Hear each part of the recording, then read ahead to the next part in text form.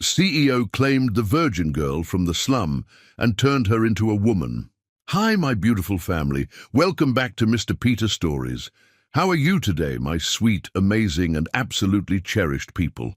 I thank God for your lives every single day. Your presence here is not just a blessing, it's a gift. You are the heartbeat of this channel, and I carry you in my heart with so much love and gratitude.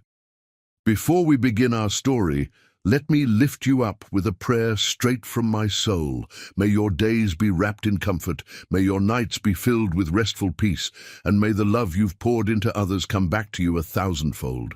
May you never walk alone, because you are surrounded by love, mine and God's.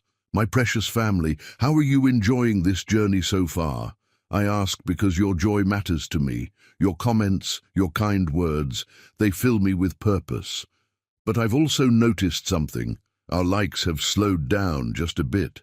My beautiful ones, it takes only 2 seconds to press that like button, just 2 seconds to spread love, and it truly means more than you can imagine.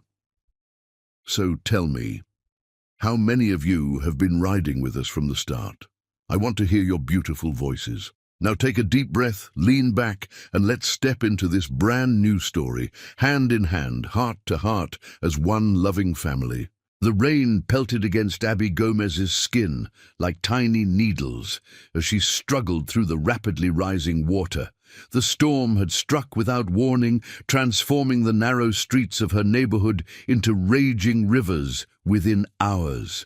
Lightning cracked across the midnight sky, illuminating the terror on her face as she watched her apartment building groan under the assault of wind and water. "Get out! Everyone get out now!" she shouted to her neighbors, her soaked t-shirt clinging to her curves as she helped an elderly woman toward higher ground. At 24, Abby had survived many hardships in this forgotten corner of the city. But nothing like this. Water had already reached her waist, the current threatening to sweep her away with each step. Another flash of lightning revealed a section of her building collapsing, and her heart sank. Everything she owned, the little she had managed to accumulate, would be gone by morning. 10 blocks away, Bill Brown cursed as his Bentley stalled in the flooded street.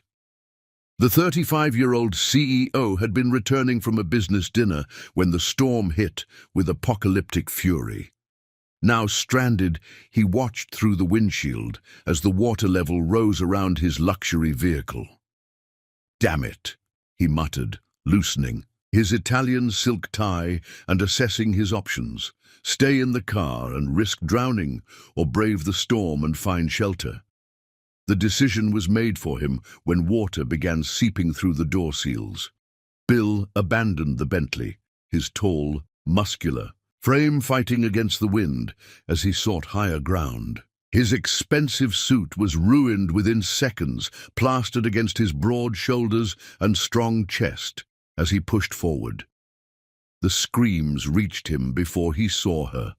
A woman's voice, desperate and determined, rising above the howl of the storm. Bill followed the sound until he spotted Abby, now trapped between a collapsed section of road and the rising water. "Hold on!" he shouted, though his voice was nearly lost in the roar of thunder.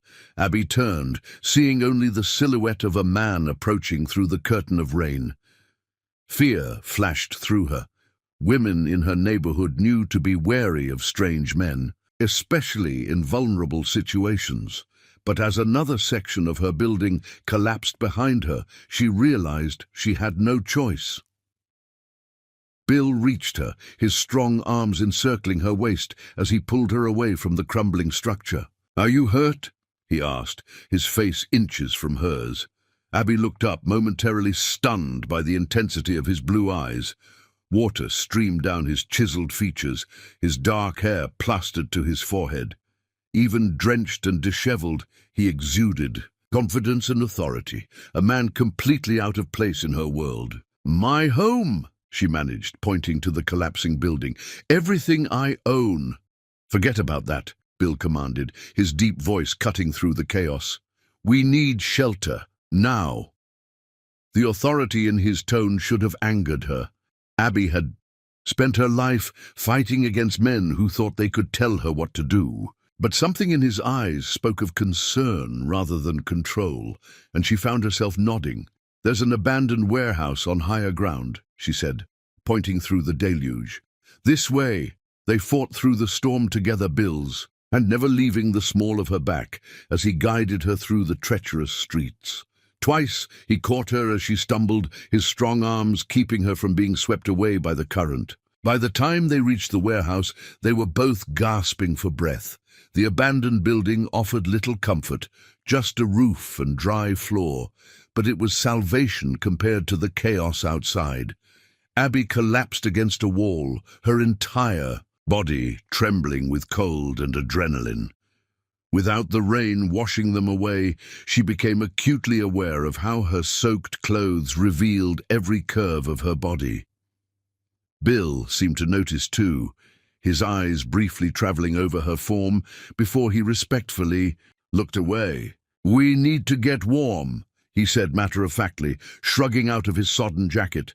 "Hypothermia is a real risk."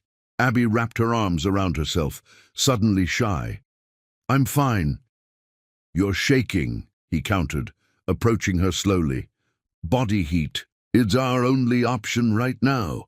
He sat beside her, and despite her initial reluctance, Abby found herself drawn to his warmth. When he cautiously put his arm around her shoulders, she didn't pull away. "I'm Bill," he said softly. "Bill Brown." "Abby Gomez," she replied, trying to ignore how her body responded to his proximity. His cologne, expensive and masculine, still clung to his skin beneath the smell of rain. "Thank you for helping me find shelter," he said, his breath warm against her ear. Lightning flashed again, illuminating the warehouse in stark white light. In that brief moment, their eyes met, and something electric passed between them. A recognition, a possibility, a danger. "What were you doing in this neighborhood?" Abby asked, trying to distract herself from the warmth of his body against hers. "You don't belong here." Bill laughed, a rich sound that seemed to vibrate through her. "My car had other ideas, probably totaled now." "Poor you," Abby said with a hint of sarcasm. "One less luxury car in your collection." Instead of taking offense, Bill smiled, a genuine smile that transformed his serious face. "You think I have a collection? Men like you always do? Men like me?" His voice dropped lower, an intimate rumble in the darkness. "And what kind of man am I, Abby Gomez?" The way he said her name sent shivers through her that had nothing to do with the cold. "Rich, powerful, used to getting what you want." His arm tightened slightly around her. "And what about women like you?" "Women like me survive," she answered simply. "We don't have the luxury of wanting." The rain continued to pound against the roof, but inside the warehouse a different kind of storm was brewing. As the night grew colder, they moved closer together, the boundaries between them dissolving with each passing hour. Abby told herself it was just for warmth, just for survival, but her racing heart suggested otherwise. By dawn, they were entwined in a way that went beyond mere necessity, her head resting on his chest, his arms wrapped protectively around her. They had talked through the night, sharing stories that surprised them both with their honesty. Bill spoke of the loneliness of success, while Abby revealed the daily struggles of her life in the slums. When morning light filtered through the broken windows, Abby looked up to find Bill watching her, his eyes dark with an emotion she couldn't name. "The storm's passed," she whispered, making no move to leave his embrace. "Has it?" Bill asked softly, his fingers gently brushing a strand of hair from her face. His touch lingered on her cheek, and Abby felt her breath catch. For one suspended moment, the world outside ceased to exist. There was only this warehouse, this man, this inexplicable connection that had formed in the midst of chaos. Then reality intruded. Sirens wailed in the distance, and the spell was broken. Abby pulled away first, suddenly aware of the impropriety of their position. "I should go check on my neighbors," she said, standing quickly. Bill rose too, his imposing height making the warehouse seem smaller. "Let me help." You've done enough, Abby replied, moving toward the door. I'm sure you have more important things to do than dig through mud with slum dwellers. His hand caught her wrist, gentle but insistent. I'll find you again, Abby Gomez. The promise in his voice should have frightened her. Instead, it sent a thrill of anticipation through her body, awakening feelings she'd never experienced before. Why would you want to? She challenged, though her racing pulse betrayed her. Bill stepped closer, his presence overwhelming her senses. Because some storms change everything, he said, his eyes holding hers captive, and I think this one just did. Chapter 2. Haunted by Desire. 3 days had passed since the storm, and Bill Brown couldn't shake the memory of Abby Gomez from his mind. Her image haunted him. Dark eyes flashing in the lightning, wet clothes clinging to curves that his hands itched to explore. The unexpected softness of her body against his as they shared warmth through the night. The connection they'd formed, in those desperate hours, felt more real than anything he'd experienced in years. Standing at the floor-to-ceiling windows of his penthouse office, Bill stared unseeing at the city skyline. The storm had left devastation in its wake, particularly in the poorer neighborhoods. He'd made a sizable donation to relief efforts, but his thoughts weren't on charity. They were fixated on finding her again. Mr. Brown, the board is waiting. His assistant's voice came through the intercom. Tell them to start without me, he replied, already reaching for his jacket. 40 minutes later, Bill's Range Rover pulled into Abby's neighborhood. The devastation was worse than he'd imagined. Buildings reduced to rubble, streets still flooded in places, people sorting through mud-soaked possessions. His luxury vehicle drew stares as he navigated the debris-filled streets. He found her exactly where his private investigator said she would be, at a makeshift community center, organizing food and supplies for displaced families. The sight of her took his breath away. Even in worn jeans and a simple t-shirt with her hair pulled back in a ponytail, she radiated a beauty that made his chest tighten.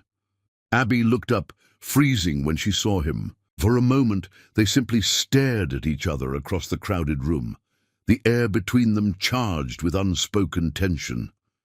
"Didn't expect to see you slumming it again," she said when he approached, though her eyes betrayed her attempt at nonchalance. "I said I'd find you." Bill's voice was low, meant only for her ears. "I keep my promises." A flush crept up her neck. "Why?"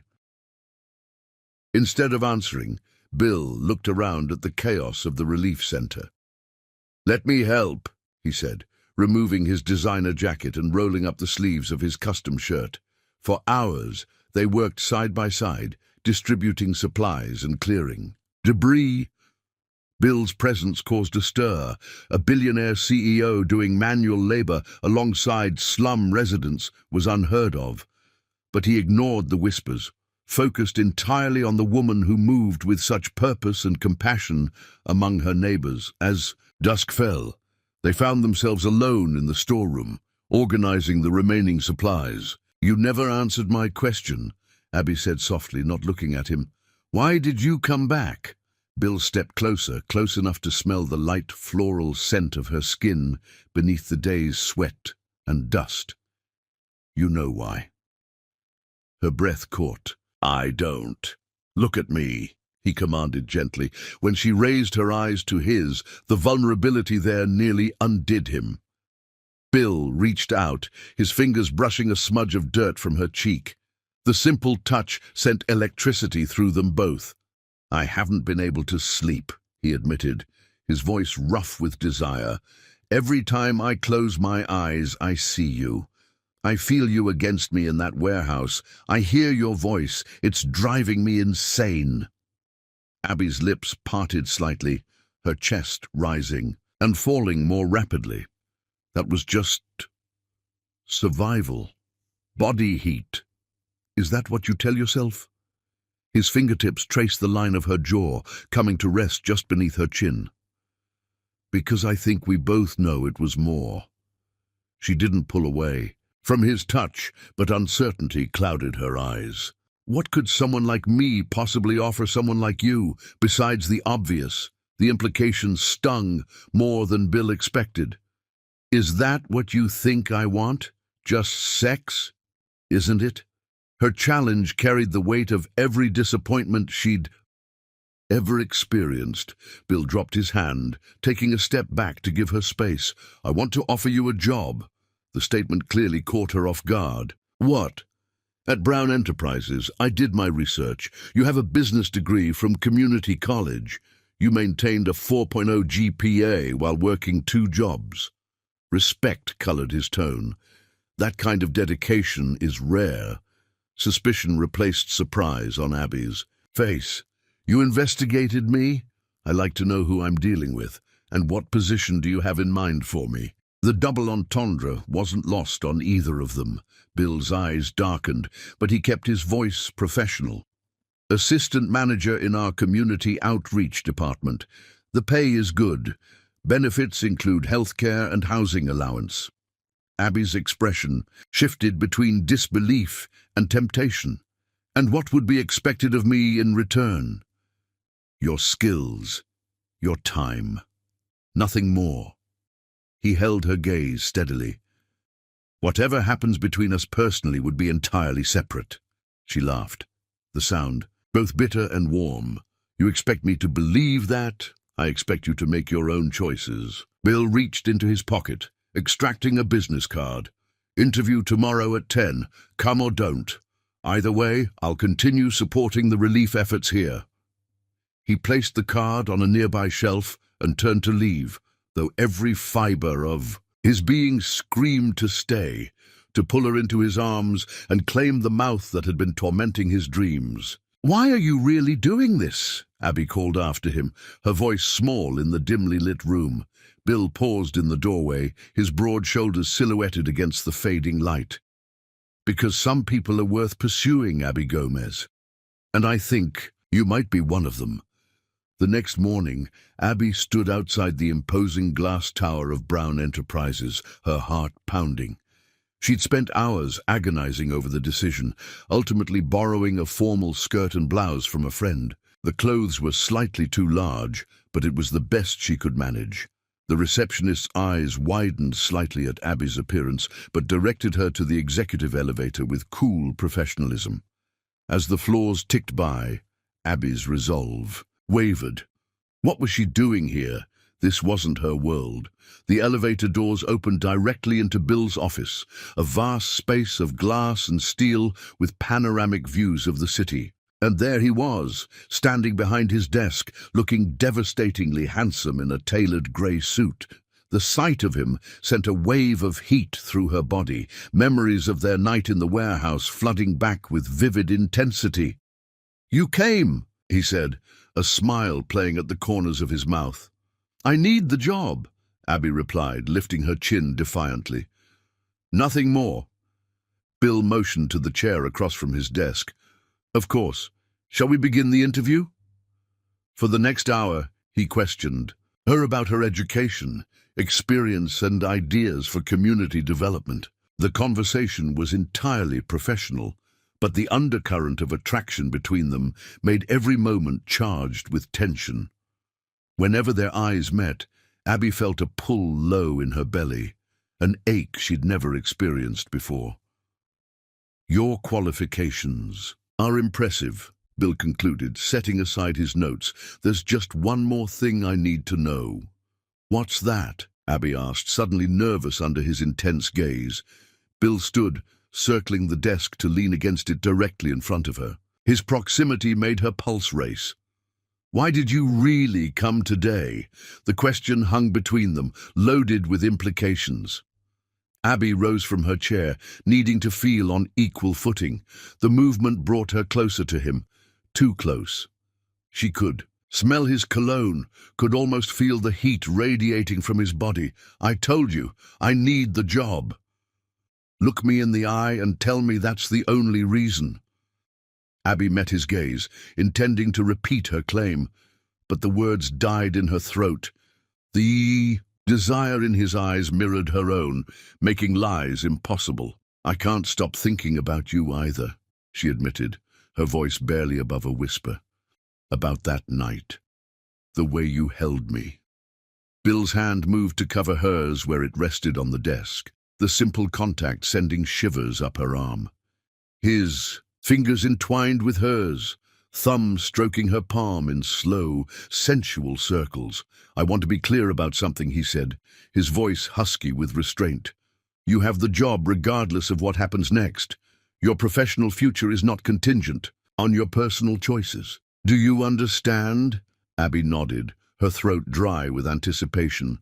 Good. Bill's free hand reached up to tuck a strand of hair behind her ear, the gesture unbearably intimate. Because I very much want to kiss you right now. The confession broke, something open inside her. With a courage born of pure desire, Abby leaned forward, closing the distance between them. Then do it. His lips claimed hers with controlled passion, the kiss starting gentle but quickly deepening as 3 days of pent-up longing erupted between them. Bill's strong arms encircled her waist, drawing her between his parted legs as he remained perched on the desk. Abby's hands found their way to his chest, feeling the rapid beat of his heart beneath expensive fabric. When they finally broke apart, both were breathing hard, the professional pretense shattered beyond repair.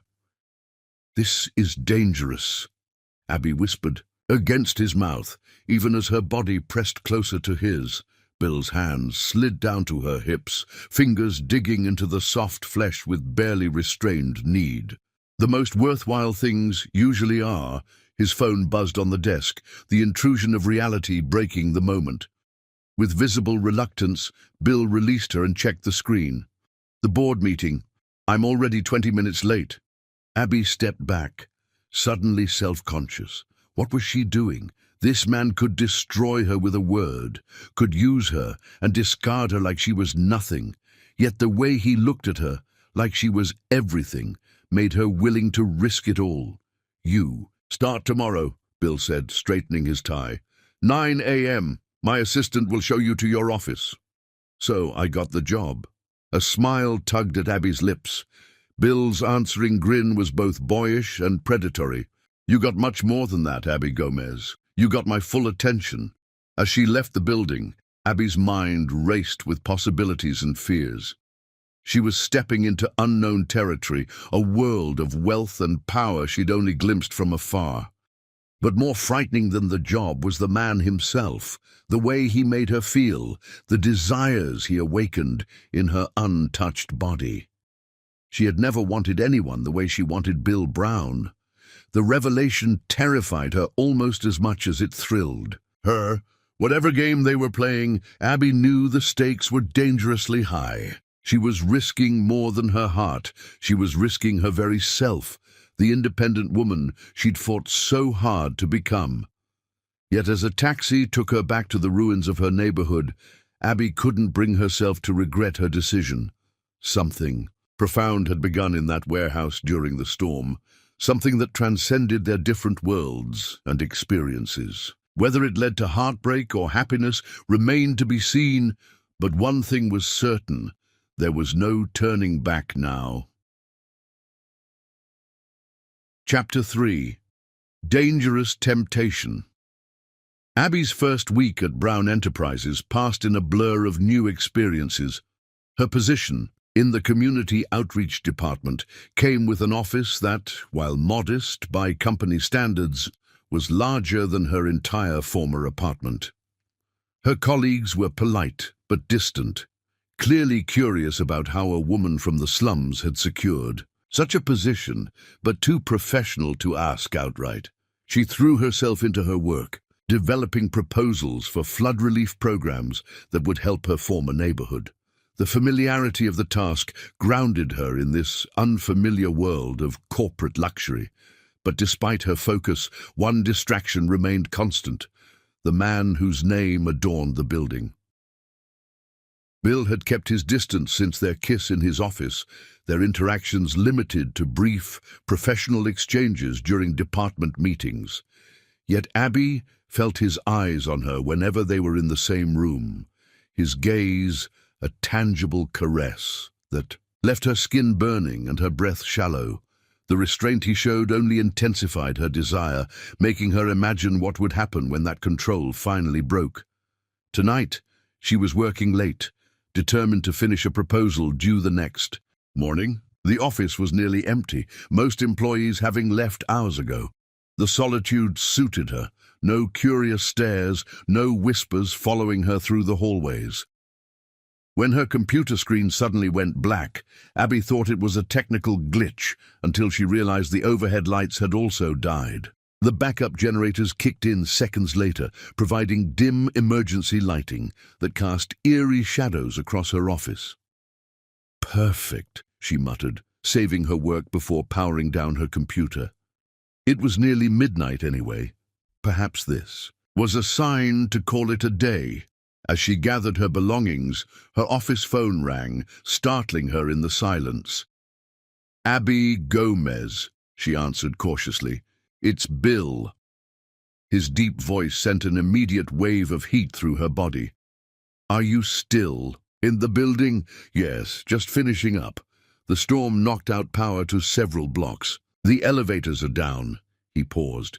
"Do you know where the emergency stairs are? I can find them. I'm on my way to you. Stay put." Before she could protest, the line went dead. Abby's heart raced at the thought of seeing him alone, away from the professional barriers they'd maintained all week. Part of her wanted to leave before he arrived, to avoid the temptation he represented. But a stronger part, a part she barely recognized, wanted nothing more than to be found by him in the darkened building. She heard his footsteps before she saw him, the confident stride unmistakable even in the dim hallway. When he appeared, in her doorway, Abby's breath caught. He'd shed his suit jacket, his white shirt unbuttoned at the collar, and sleeves rolled up to reveal strong forearms. The emergency lights cast shadows across his chiseled features, making him look dangerous and unbearably sexy. "You should have gone home hours ago," Bill said, leaning against the doorframe. His casual pose couldn't hide the tension in his body, the restraint that seemed to vibrate in the air between them. "I wanted to finish the flood relief proposal." Abby stood, suddenly aware of how alone they truly were. "The stairs?" Bill nodded, stepping aside to let her pass. The narrow hallway forced her to brush against him, the brief contact sending electricity through her veins. He placed his hand at the small of her back as they walked, the gesture both protective and possessive. "How are you settling in?" he asked, his voice low and intimate in the darkened corridor. "Well enough. The work is fulfilling." "And the rumors? I'm sure they're circulating." Abby tensed. "Nothing I can't handle." His hand on her back pressed slightly firmer. "Tell me," she sighed. "The usual assumptions. That I'm sleeping with the boss. That I didn't earn my position." Bill stopped walking, turning Abby to face him. In the dim light, his eyes were dark with barely controlled emotion. "Does it bother you? What they think?" "Does it bother you?" she countered. His hand moved from her back to her face, fingers tracing her cheekbone with exquisite gentleness. "The only thing that bothers me is staying away from you. It's been torture, Abby, seeing you every day, wanting you, remembering how you felt in my arms." The raw honesty in his voice undid her. Abby leaned into his touch, all pretense of professionalism forgotten. "Then why did you?" "Because I needed you to know it wasn't about the job, that what's between us is separate from work." His thumb brushed across her lower lip, making her shiver. "I needed you to be sure." They reached the elevator bank, finding it dark and silent. Bill pressed the button anyway, a futile gesture that made Abby smile despite the tension between them. "Force of habit," he said with a rueful grin. A distant crack of thunder reminded them of the storm outside, of the night they'd met. The parallel wasn't lost on either of them. "Another storm," Abby murmured, looking up at him through her lashes. Bill's expression darkened with desire. "I've been in one since I met you." The emergency lights flickered and then went out completely, plunging them into total darkness. Abby gasped, instinctively reaching out. Her hands found Bill's chest, his heart pounding beneath her palms. His arms encircled her waist, drawing her against him. "I've got you," he whispered, his breath warm against her ear. In the darkness, every sensation was magnified, the solid strength of his body, the heat radiating between them, the subtle scent of his cologne mixed with something more primal, more male. Abby's hands slid up to his shoulders, feeling the coiled tension in his muscles. "Bill," she breathed, her voice scarcely more than a whisper. He responded by capturing her mouth with his, the kiss instantly deep and consuming. Gone was the controlled passion of their first kiss in his office. This was raw, primal need, a week of restraint shattered in an instant of darkness. Abby moaned against his lips, her body arching into his. Bill's hands slid down to grip her hips, lifting her slightly, as he backed her against the wall beside the elevator. The solid surface behind her provided leverage as she wrapped her arms around his neck, threading her fingers through his hair. His mouth left hers to trail fire down her throat, teeth scraping gently against her pulse point. Abby gasped, her head falling back to give him better access. One of Bill's hands moved to cup her breast through her blouse, his thumb circling her hardened nipple with devastating precision. "You're so responsive," he growled against her skin. "So perfect." The praise emboldened her. Abby's hands moved to the buttons of his shirt, fumbling in the darkness to undo them. When her fingers finally made contact with the hot skin of his chest, they both shuddered. Bill was all hard muscle and smooth skin, his body honed by regular workouts that were evident in each defined plane she explored. "I've dreamed of your hands on me," he confessed, his voice rough with desire. "Every night since the warehouse." The elevator doors suddenly slid open, the car's emergency lighting spilling out to illuminate them in their passionate embrace. For a moment, they froze, blinking in the unexpected light. Bill looked down at Abby, her lips swollen from his kisses, her blouse partially unbuttoned, her eyes wide with desire and surprise. The sight seemed to inflame him further. Without warning, he pulled her into the elevator, his movements urgent and decisive. As soon as the doors closed behind them, he had her against the mirrored wall, his mouth reclaiming hers with renewed hunger. Abby wrapped a leg around his hip, drawing him closer to the ache building between her thighs. The hardness of his arousal pressed against her core, making her gasp into his mouth. Bill's hand slid under her skirt, fingers tracing the edge of her panties with tantalizing restraint. "Tell me you want this," he demanded, his voice hoarse with need. "Tell me you want me." "I want you," Abby admitted, the confession both surrender and victory. "I have since that first night." His fingers slipped beneath the silk barrier, finding her wet and ready for him. Abby cried out at the intimate touch, her hips bucking involuntarily. Bill watched her face as he stroked her, his eyes intense with male satisfaction, as he discovered what made her gasp and moan. "So responsive," he murmured, his voice almost reverent, "so beautifully honest in your desire." Abby had never experienced anything like the sensations rolling through her body. Previous boyfriends had been fumbling and selfish, more concerned with their own pleasure than hers. But Bill touched her with the confidence of a man who knew exactly how to please a woman, his skilled fingers bringing her closer and closer to the edge. Just as the first tremors of release began to build within, the elevator jerked and the main lights came on with blinding brightness. The sudden illumination and movement startled them both. Bill withdrew his hand, steadying Abby as the elevator began to descend. Reality crashed back with brutal force. What was she doing? Letting her boss touch her in an elevator?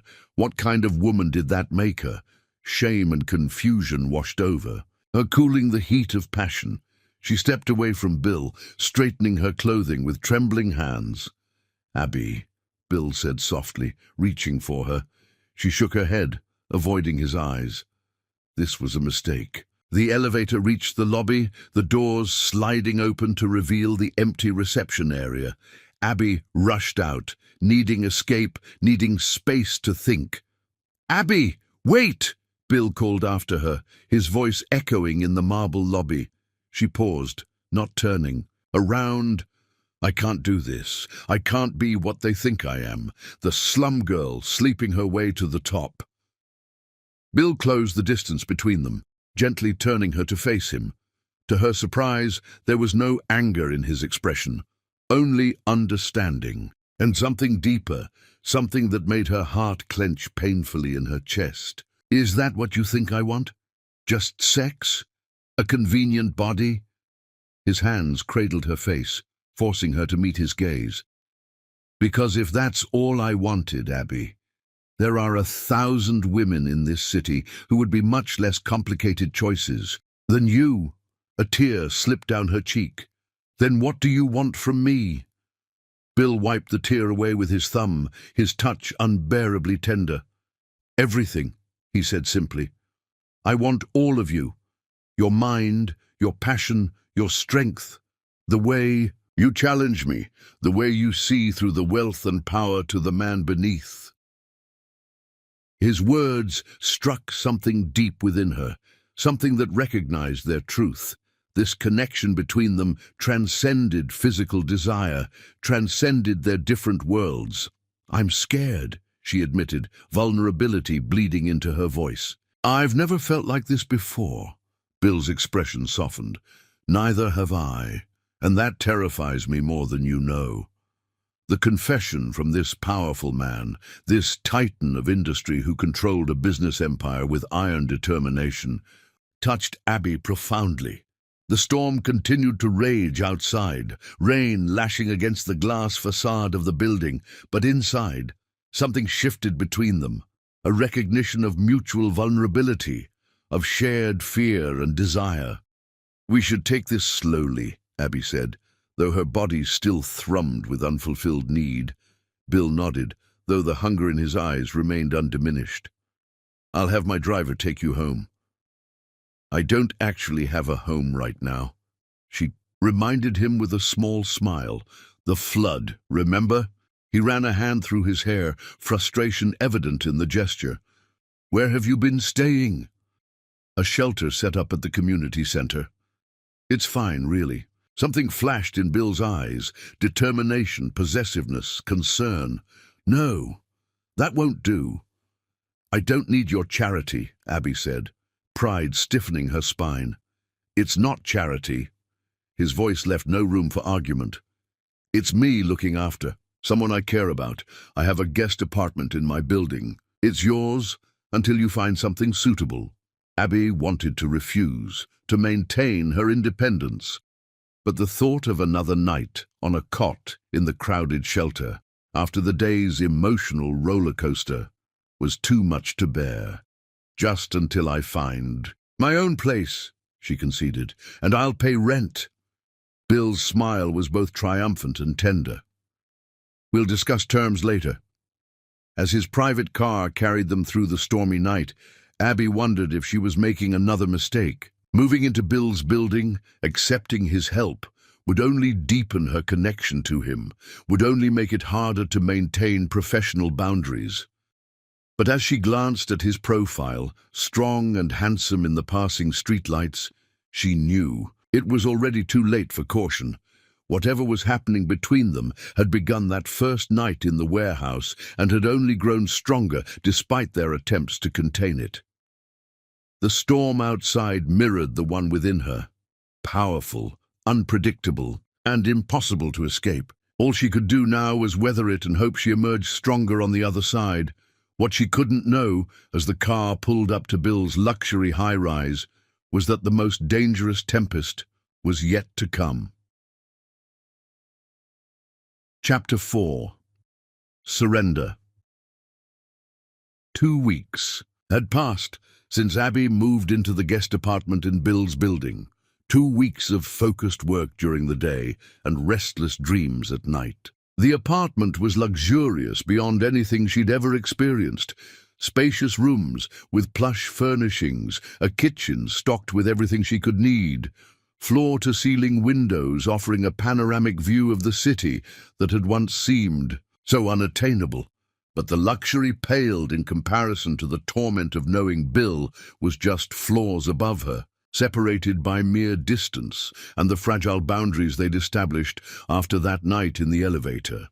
They'd maintained professional decorum at work, their interactions cordial and appropriate, yet Abby felt his gaze like a physical caress. Whenever they were in the same room, the heat of it making her skin flush and her pulse race. Tonight would test those boundaries. Bill had invited her to accompany him to the annual charity gala benefiting inner-city education, a major social event that would put them firmly in the public eye together. Abby had agreed, telling herself it was a professional opportunity to network for her community outreach projects. But the dress hanging on her closet door suggested otherwise. The gown had arrived that morning, a stunning creation of midnight blue silk that shimmered like captured starlight. The note accompanying it was simple: something worthy of your beauty. B. Now, as she slipped the dress over her head, Abby could hardly recognize the woman in the mirror. The gown hugged her curves perfectly, the color making her brown skin glow. The neckline dipped low enough to be alluring without being inappropriate, while the back plunged daringly, exposing the elegant line of her spine. A knock at the door startled her from her reflection. Taking a deep breath, she crossed the apartment and opened it to find Bill standing in the hallway, devastatingly handsome in a black tuxedo that accentuated his broad shoulders and tall frame. For a moment, he simply stared, his eyes darkening as they traveled from her face down the length of her body and back up again. "You are magnificent," he finally said, his voice rough with appreciation.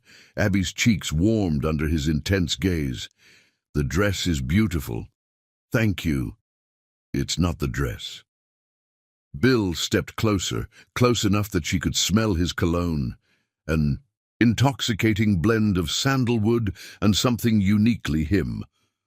"It's the woman wearing it." The compliment thrilled her, despite her attempts to maintain emotional distance. This was dangerous territory. Being seen publicly with him would only fuel the workplace rumors, would only deepen her vulnerability to a man who could shatter her world with a word. "Are you sure about this?" she asked, gesturing between them. Being seen together at such a public event, Bill's expression turned serious. "I've never been more certain of anything. But if you're uncomfortable—" "No," Abby interrupted, surprising herself with the vehemence of her response. "I'm not uncomfortable, just aware of the implications." His hand reached out to tuck a strand of hair behind her ear, the simple gesture sending electricity through her. "Let them talk. What's between us is no one's concern but our own." The ride to the venue in Bill's limousine was charged with unspoken tension. They made small talk about work and the charity, but beneath the conversation ran a current of desire, so powerful Abby could scarcely breathe through it. When Bill's hand occasionally brushed against hers, seemingly by accident, sparks ignited along her skin. The gala was being held at the city's most exclusive hotel, its grand ballroom transformed into a glittering wonderland of crystal and candlelight. As they entered, Abby felt the weight of curious stares. She lifted her chin, determined to show no weakness. "Ready?" Bill asked softly, offering his arm. She placed her hand in the crook of his elbow, drawing strength from his solid presence. "Ready." The evening unfolded in a blur of introductions and conversation. Bill kept her close, his hand resting possessively at the small of her back as he introduced her to business associates, politicians, and socialites. To Abby's surprise, he presented her not as his employee, but as the architect of Brown Enterprises, innovative new community outreach programs, speaking of her work with genuine respect and admiration. "You're making quite an impression," he murmured during a rare moment alone as they stood on the balcony overlooking the hotel's gardens. The mayor is particularly interested in your flood relief proposals. Abby smiled, warmed by his praise. And the respect she'd been shown. I'm just glad people are taking these issues seriously. That neighborhood, my neighborhood, has been ignored for too long. Bill studied her face in the moonlight, his eyes soft with an emotion she couldn't quite name. You're remarkable, you know that. Most people in your position would be focused on climbing the social ladder, on leaving their past behind, but you're still fighting for the community that shaped you. The observation touched her deeply. I can't forget where I came from. Those people matter to me, and you matter to me, Bill said, his voice dropping to an intimate rumble. More than I ever expected. The admission hung between them, heavy with implications. Abby's heart raced as Bill stepped closer, one hand coming up to cup her cheek. They were partially hidden from the ballroom by gauzy curtains, but still visible enough that his gesture would be noted by watchful eyes. Bill, people will see, she whispered, even as she leaned into his touch. Good. His thumb traced her lower lip, sending shivers down her spine. Let them see that I'm captivated by the most beautiful, most intelligent woman in the room. Before she could respond, they were interrupted by a server offering champagne. The moment broken, they rejoined the gala, though the electric awareness between them only intensified as the evening progressed. It was past midnight when they finally left, both slightly lightheaded from champagne and mutual desire. In the privacy of the limousine, Bill's reserve cracked slightly, his hand finding hers in the darkness, fingers entwining with an intimacy that felt more profound than any kiss. Come up to my penthouse, he said as they approached their building. For a nightcap. The invitation carried unmistakable intent. Abby knew if she accepted, their relationship would irrevocably change. The boundaries they'd carefully maintained would collapse, leaving her vulnerable in ways she'd never allowed before. Yes, she heard herself say, the single word carrying the weight of surrender. Bill's penthouse occupied the top 2 floors of the building, a stunning expanse of glass and modern design that took Abby's breath away. But she hardly noticed the luxury surrounding them, her attention fixed entirely on the man, watching her with naked hunger in his eyes. He moved to a bar in the corner, pouring 2 glasses of amber liquid. Cognac, he explained, handing one to her. Too fine to rush. Abby accepted the glass, their fingers brushing in a contact that sent electricity arcing between them.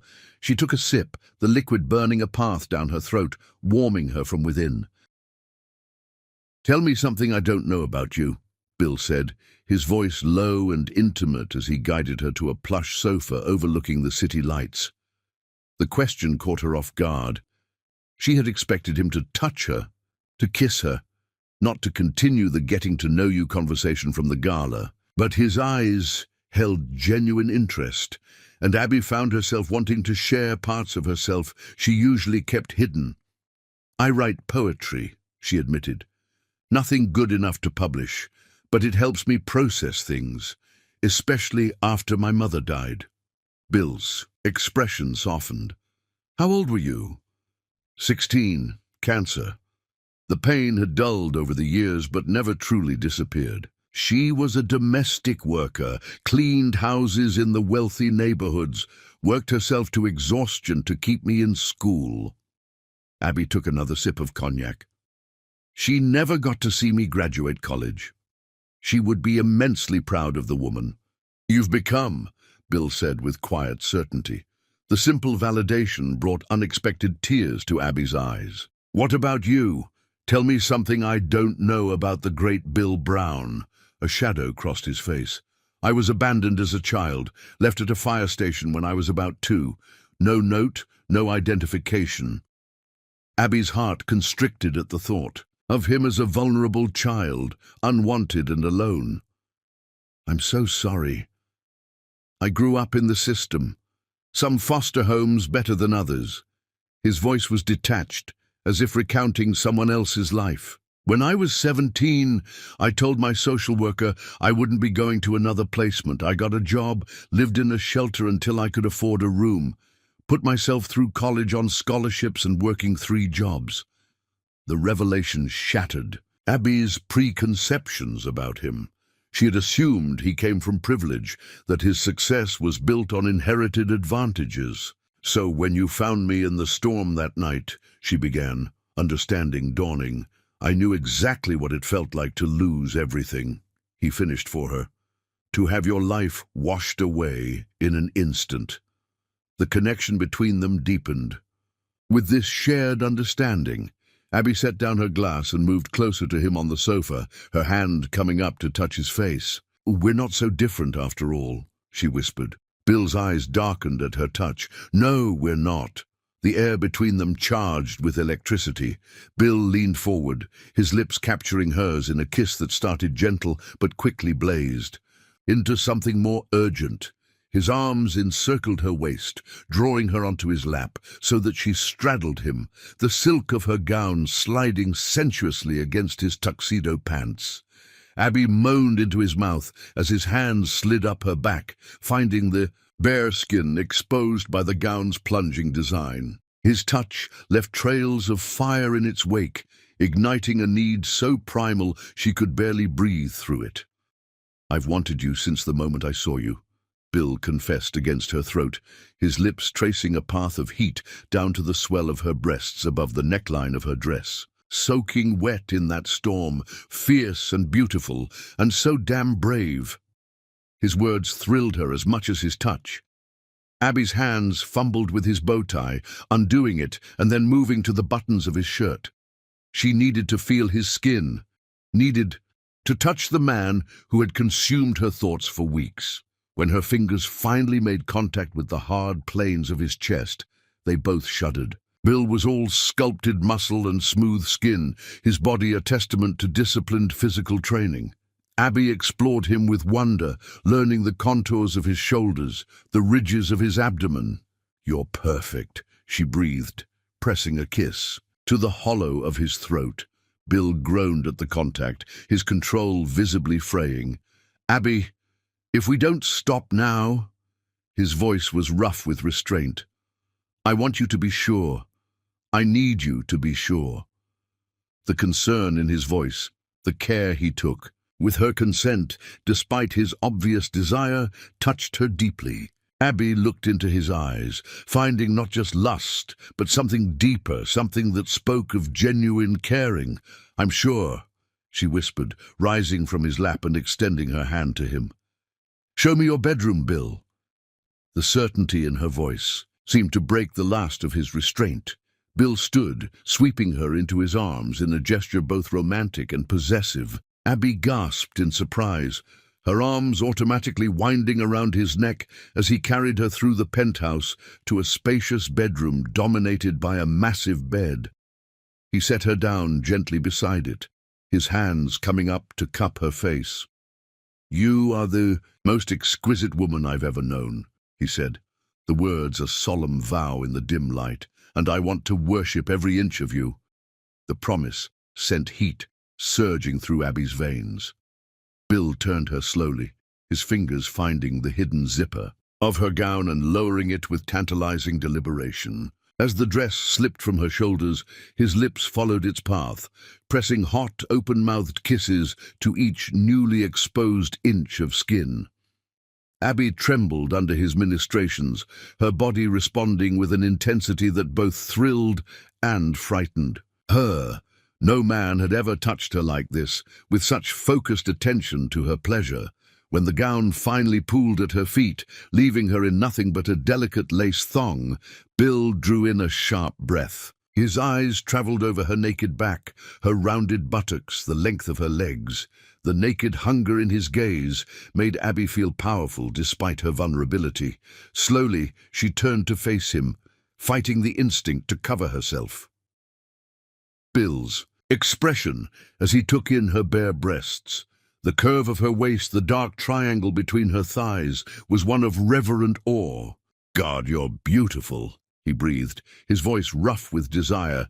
Abby reached for him, suddenly impatient with the inequality of their state of undress. Together they removed his clothes, jacket, shirt, pants, underwear, until he stood gloriously naked before her. His body was magnificent, all hard muscle and smooth skin, his arousal evident and impressive. When they came together, skin against skin for the first time, both gasped at the exquisite sensation. Bill guided her to the bed, laying her down with exquisite care before covering her body with his. The weight of him, the heat, the hardness pressed against her softness, overwhelmed Abby's senses. "I need to tell you something," she whispered, as his lips traced a path down her throat to her breast. The words were difficult to say, embarrassment coloring her voice. I haven't." Bill's movement stilled, his eyes finding hers. In the dim light, understanding dawned in his expression, followed by something tender and protective. "You're a virgin?" he asked softly, no judgment in his tone. Abby nodded, vulnerable in her admission. "There was never anyone I trusted enough, anyone who mattered enough." The confession transformed something in Bill's demeanor, the raw hunger in his eyes tempered with tenderness, though the desire remained undiminished. "We can stop," he offered, though the words clearly cost him. "If you're not ready." Abby reached up to touch his face, moved by his consideration. "I don't want to." "Stop. I want it to be you, Bill. I want it to be now." His expression softened with emotion. "Then I'll be gentle," he promised, lowering his head to capture her mouth in a kiss of such exquisite tenderness it brought tears to her eyes. True to his word, Bill's touch turned reverential, his hands and mouth exploring her body with deliberate patience.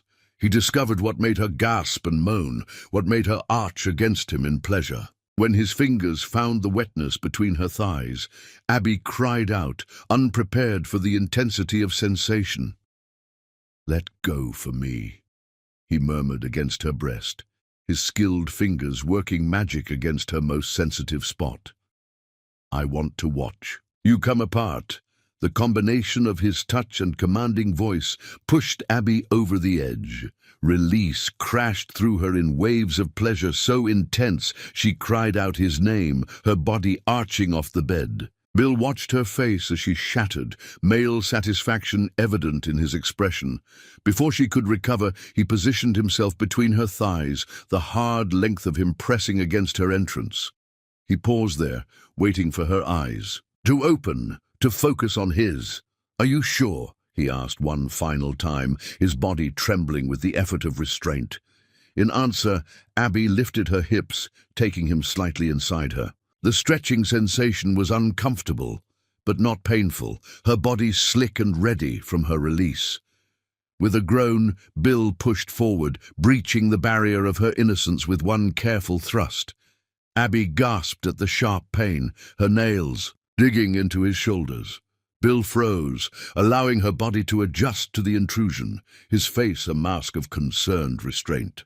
"Breathe," he instructed gently, pressing soft kisses to her face. "The pain will pass." True to his promise, the discomfort gradually subsided, replaced by a sensation of fullness and connection that transcended the physical.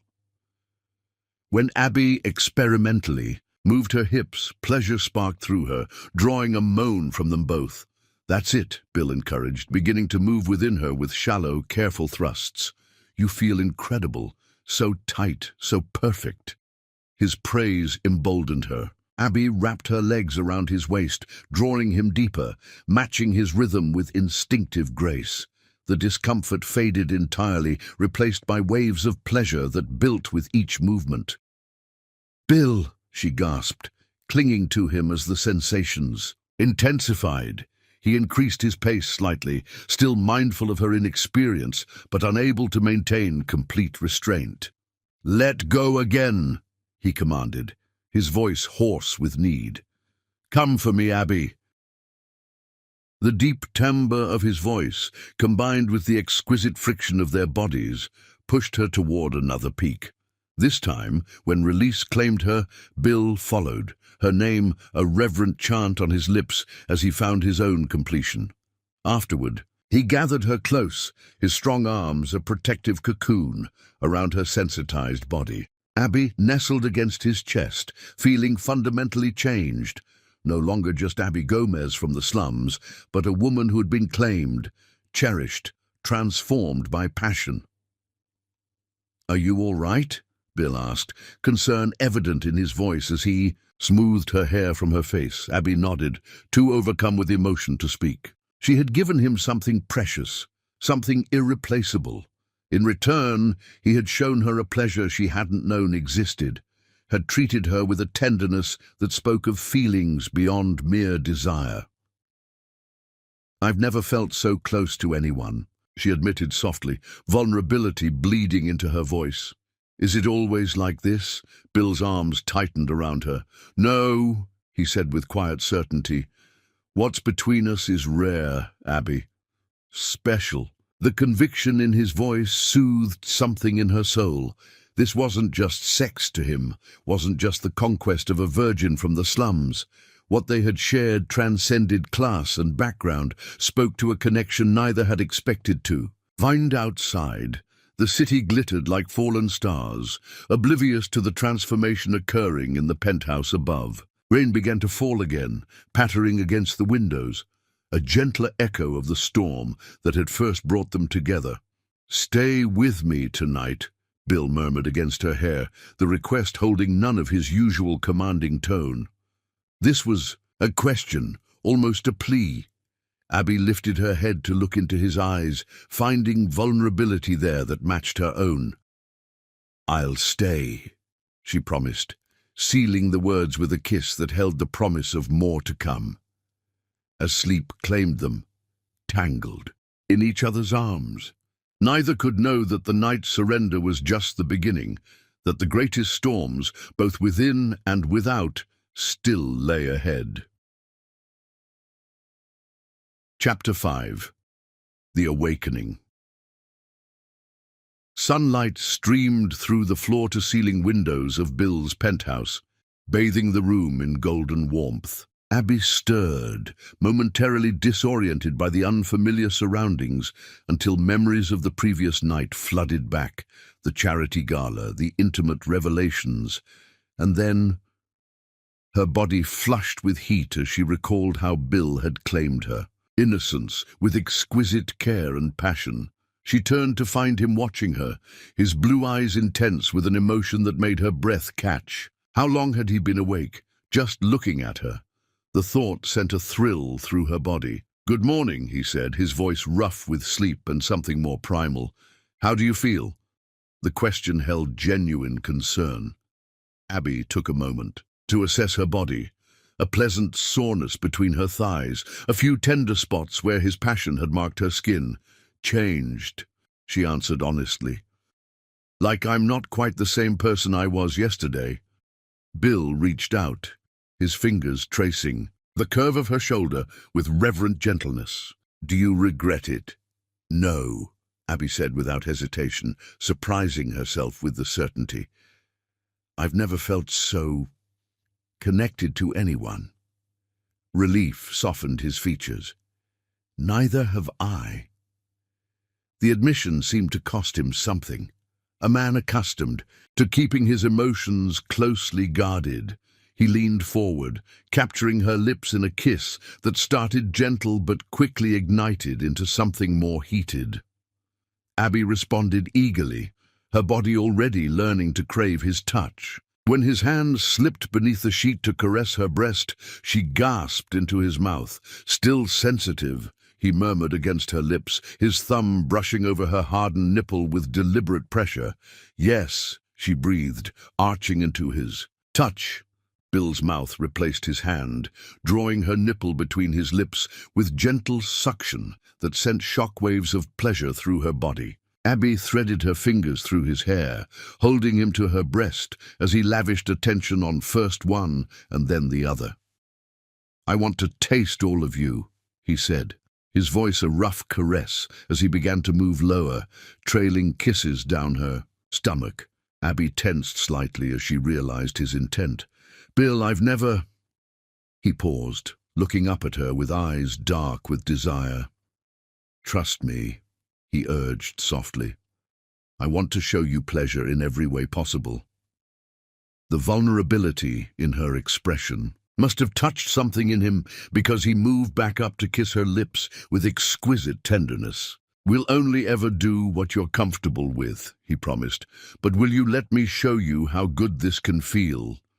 His consideration, his patience, despite the obvious hunger in his eyes, melted Abby's hesitation. She nodded, a flush spreading across her cheeks. Bill's smile was both tender and predatory as he moved down her body again, settling between her thighs. The first touch of his mouth against her most intimate place drew a startled cry from Abby's lips. Nothing had prepared her for the intense pleasure of his skilled tongue, exploring her folds, finding and focusing on the sensitive bundle of nerves at her center. "Bill!" she gasped, her hands fisting in the sheets as sensation overwhelmed her. He looked up, his eyes meeting hers over the landscape of her body. "Watch me," he commanded softly. "I want you to see what drives me wild." The sight of him between her thighs, his powerful shoulders keeping her legs parted, his eyes locked on hers as he pleasured her with his mouth, was the most erotic thing Abby had ever experienced. When he slid one finger inside her still tender opening, the dual sensation pushed her rapidly toward climax. "That's it," he encouraged, his voice vibrating against her sensitive flesh. "Let go for me, beautiful." Release crashed over her with shocking intensity, her body bowing off the bed, as waves of pleasure radiated outward from where his mouth worked against her. Bill didn't relent, drawing out her orgasm until she was trembling and incoherent, pleading with him to stop and never stop at the same time. Only when the last aftershocks had subsided did he move back up her body, his expression a mixture of male satisfaction and genuine tenderness. "You're so responsive," he said, brushing damp strands of hair from her face. "So beautifully uninhibited in your pleasure." Abby was still trying to catch her breath, her body humming with residual pleasure. "I didn't know it could be like that," she admitted, wonder coloring her voice. Bill's smile was both proud and hungry. "That's just the beginning of what we can experience together." His arousal pressed hard against her thigh, evidence of his own need. Emboldened by the intimacy they'd shared, Abby reached between them to touch him, her inexperienced hand wrapping around his length with tentative curiosity. Bill's sharp intake of breath encouraged her. "Show me how to please you," she whispered, her eyes meeting his with determination. Something primal flashed in his gaze. "Your touch alone pleases me beyond words," he said, his voice strained as her hand moved experimentally along his shaft. "But I can show you what drives me crazy." He guided her hand, showing her the pressure and rhythm he preferred. Abby was a quick study, thrilled by the power she held to reduce this powerful man to groans of pleasure. "Enough," Bill finally gasped, stilling her movements. "I want to be inside you again." He rolled onto his back, guiding Abby to straddle his hips. "This position gives you control," he explained, his hands steadying her waist. "You can set the pace, take me as deep as feels good for you." The consideration behind his choice touched her deeply. Biting her lip in concentration, Abby positioned herself over him, slowly sinking down onto his length. The angle was different from the previous night, allowing him to penetrate even deeper. She gasped as he filled her completely, the slight discomfort quickly giving way to pleasure. "That's it," Bill encouraged, his hands guiding her hips in a gentle rhythm. "You're perfect, so beautiful like this." Abby gained confidence with each movement, learning what brought them both the most pleasure.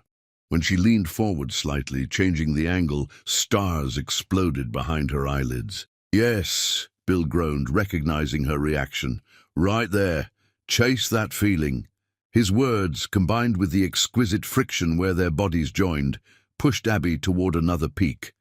This time she wasn't surprised by the intensity of her release, surrendering to it with newfound confidence. As she tightened around him, Bill's control snapped. With a powerful surge of his hips, he joined her in climax, her name a prayer on his lips. Afterward, they lay tangled together, skin slick, with perspiration, hearts gradually slowing from their frantic pace. Abby's head rested on Bill's chest, his steady heartbeat beneath her ear, a comforting rhythm. "Stay here today," he murmured, stroking her hair. "I'll call the office. Tell them we're both working from home." The suggestion was tempting. A day, spent exploring each other's bodies, learning each other's minds, but practical concerns intruded on the fantasy. "I have a meeting with the mayor's office about the flood relief program," Abby reminded him reluctantly. "It's too important to reschedule." Bill sighed, his fingers continuing their gentle path through her hair. "Always so responsible," he said, but his tone held admiration rather than disappointment. "It's one of the things I admire most about you." His praise warmed her more than she expected. They showered together, the intimate act of washing each other's bodies, leading to another passionate encounter against the marble wall. By the time they finally emerged, dressed and ready for the day, Abby's body hummed with a pleasant satisfaction she'd never known before. "I'll have the car take you to your meeting," Bill said, as they rode the elevator down. In the confined space, he couldn't seem to stop touching her, a hand at the small of her back, fingers entwined with hers, lips brushing her temple. "And tonight?" Abby asked, surprising herself with her boldness. Bill's eyes darkened with promise. "Tonight I'll show you more ways I can pleasure you," he said, his voice dropping to a register that sent shivers down her spine. "If you're not too sore." The memory of that promise stayed with Abby throughout her day, making it difficult to concentrate on budget proposals and zoning regulations. By the time she returned to the building that evening, anticipation had built to an almost unbearable level. She found Bill waiting in her apartment rather than his penthouse, a domestic scene that touched her deeply. He'd prepared dinner, or rather had it catered, and opened an expensive bottle of wine. "I thought you might be more comfortable here tonight," he explained, his consideration for her feelings evident in the gesture. They ate together, discussing their respective days, the conversation flowing as easily as the wine. Yet beneath the normalcy ran an undercurrent of desire, building with each shared glance, each accidental touch. When Bill finally set aside his wineglass and extended his hand to her, Abby took it without hesitation, allowing him to lead her to the bedroom, her bedroom in the apartment he'd provided. "Tonight," he said, his voice low and intimate as he began to undress her with deliberate slowness, "I want to teach you how to prolong pleasure, how to build it until it's almost unbearable before finding release." The promise sent a shiver of anticipation through Abby's body. "Teach me," she whispered, surrendering to his experienced hands. True to his word, Bill introduced her to the art of delayed gratification, bringing her to the edge of climax again and again, only to back away, building her pleasure to heights she hadn't known possible. By the time he finally allowed her release, Abby was practically sobbing with need, her body arching off the bed as wave after wave of intense pleasure crashed through her. "That's it," he murmured against her throat, his own control visibly fraying, as he watched her come apart beneath him. "You're so beautiful when you surrender to pleasure." The night became a journey of discovery as Bill guided Abby through an awakening that transcended mere physical sensation. He taught her the language of desire, how to communicate her needs, how to read his responses. With each new experience, each shared climax, the connection between them deepened, becoming something neither had anticipated when they'd first met during that violent storm. In the quiet aftermath, as they lay tangled in sheets damp with their passion, Abby traced the hard planes of Bill's chest with wondering fingers. "How many women have you been with?" she asked, the question emerging before she could censor it. Bill's hand stilled where it had been stroking her back. "Does it matter?" "And I'm just curious," Abby said, though a part of her wanted reassurance that what they shared was as special to him as it was to her. He was silent for a long moment, his expression thoughtful in the dim light. "There have been others," he finally admitted, "but none that mattered. None that made me feel the way you do." The simple honesty in his voice soothed something in Abby's soul. She wasn't naive enough to believe a man like Bill, wealthy, powerful, devastatingly attractive, had lived a monastic life before meeting her. But the conviction that what they shared was unique to him, as well as to her, was profoundly reassuring. "What are we doing, Bill?" she asked softly, vulnerability bleeding into her voice. "What is this between us?" His arms tightened around her, drawing her closer against his solid warmth. "I don't have a name for it yet," he confessed. "I just know I want more. More nights like this. More mornings waking up with you in my arms. More of the way you challenge me, surprise me, make me feel alive in ways I'd forgotten were possible." The words weren't a declaration of love. It was too soon for that, but they held a promise that transcended mere physical desire. Whatever was growing between them had roots deeper than passion, branches reaching towards something that might, with time and nurturing, blossom into something profound and lasting. "I want that too," Abby admitted, the confession both frightening and liberating. Bill's kiss was tender, a sealing of their unspoken pact. As his hands began to move over her body once more, rekindling the fire that seemed to burn perpetually, between them, Abby surrendered to the awakening that had begun that stormy night, an awakening not just of her body, but of her heart. Outside, the city continued its restless dance of light and shadow, oblivious to the transformation occurring in the apartment high above its streets. In that private sanctuary, Abby Gomez, once a virgin girl from the slums, was becoming a woman who understood the power of her own desire, the strength of her own heart, and the unprecedented vulnerability of allowing herself to fall for a man who had claimed her in ways that transcended the merely physical. What neither of them could know was that their newfound happiness teetered on the edge of a precipice, that forces were already in motion that would test the fragile bond forming between them, challenging not just their passion, but the very foundation of trust upon which it was built. Chapter 6. Secret Escape. "Pack for warm weather," was all Bill had told Abby the night before, his eyes gleaming with secretive excitement as he'd kissed her goodbye. 3 days. Nothing formal required. Now, standing on the private airstrip, watching a sleek jet with the Brown Enterprises logo taxi toward them, Abby felt a flutter of apprehension, mingled with exhilaration. The past month since their first night together had been a whirlwind of passion and discovery. Each day brought new dimensions to their relationship, shared meals, late-night conversations, and nights of increasingly uninhibited intimacy. "Ready? In for an adventure?" Bill asked, appearing beside her with that magnetic confidence that still made her heart race. He looked different today, more relaxed in linen pants and an unbuttoned collared shirt, his usual corporate armor shed for something more carefree. "Where are we going?" Abby asked, the question she'd been forbidden from asking until now. Bill's smile was both boyish and seductive.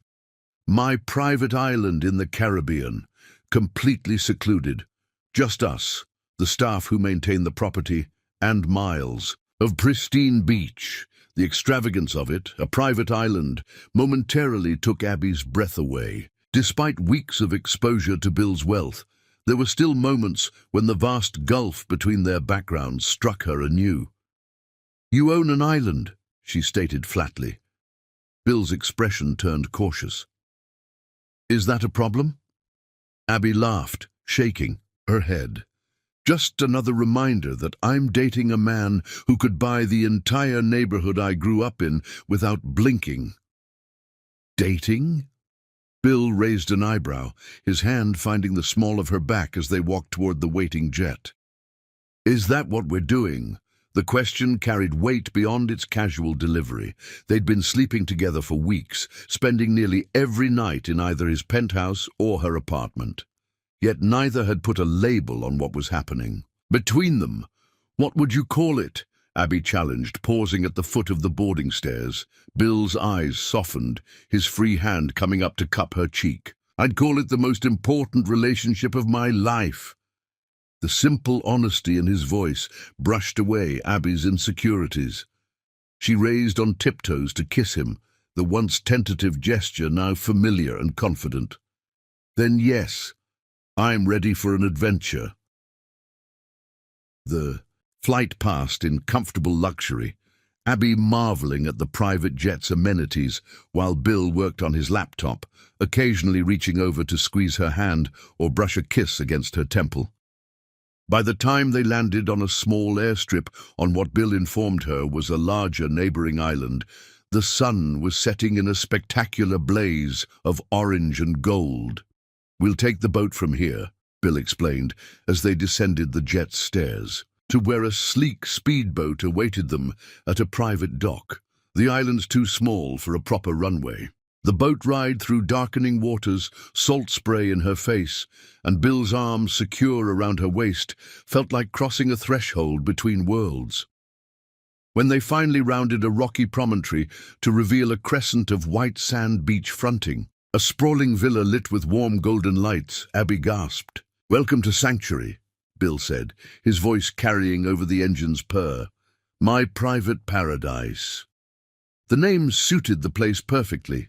As they docked and were greeted by a small, discreet staff who quickly whisked away their luggage, Abby felt a sense of having stepped into a dream.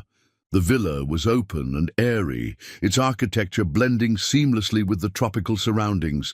Floor-to-ceiling windows revealed panoramic ocean views, while the gentle sound of waves provided a constant, soothing soundtrack. "This place is incredible," she breathed, as Bill led her through the main living area to a vast master suite that opened directly onto the beach. "I bought it 5 years ago," he explained, dismissing the staff with a polite nod. "It was after a particularly brutal corporate takeover. I needed somewhere to escape, somewhere no one could reach me." Abby ran her fingers along a carved wooden table, absorbing the luxury and isolation of the place. "And now you've brought me here." Bill's expression turned serious as he crossed to her, taking her hands in his. "I've never brought anyone here before," he said quietly. "This place has always been just for me, until now." The significance of the admission wasn't lost on Abby.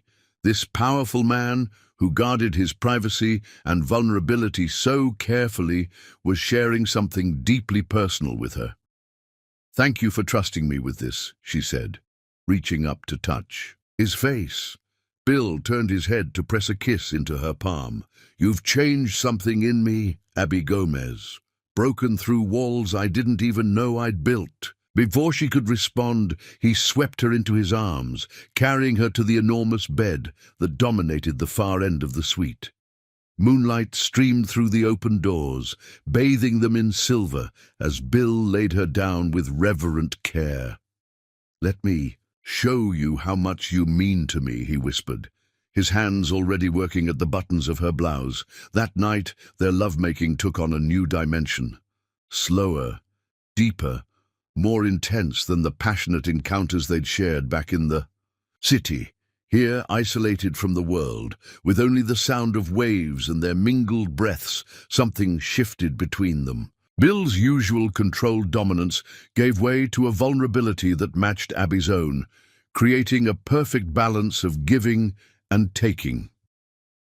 Dawn found them tangled together on the beach, a blanket hastily spread beneath them after they'd abandoned the bedroom for the irresistible call of the moonlit ocean. Abby woke first, marveling at the sight of Bill Brown, powerful CEO, ruthless businessman, sleeping peacefully beside her, his face boyish and unguarded in repose. The next 3 days passed in a dreamlike haze of sensual pleasure and deepening intimacy.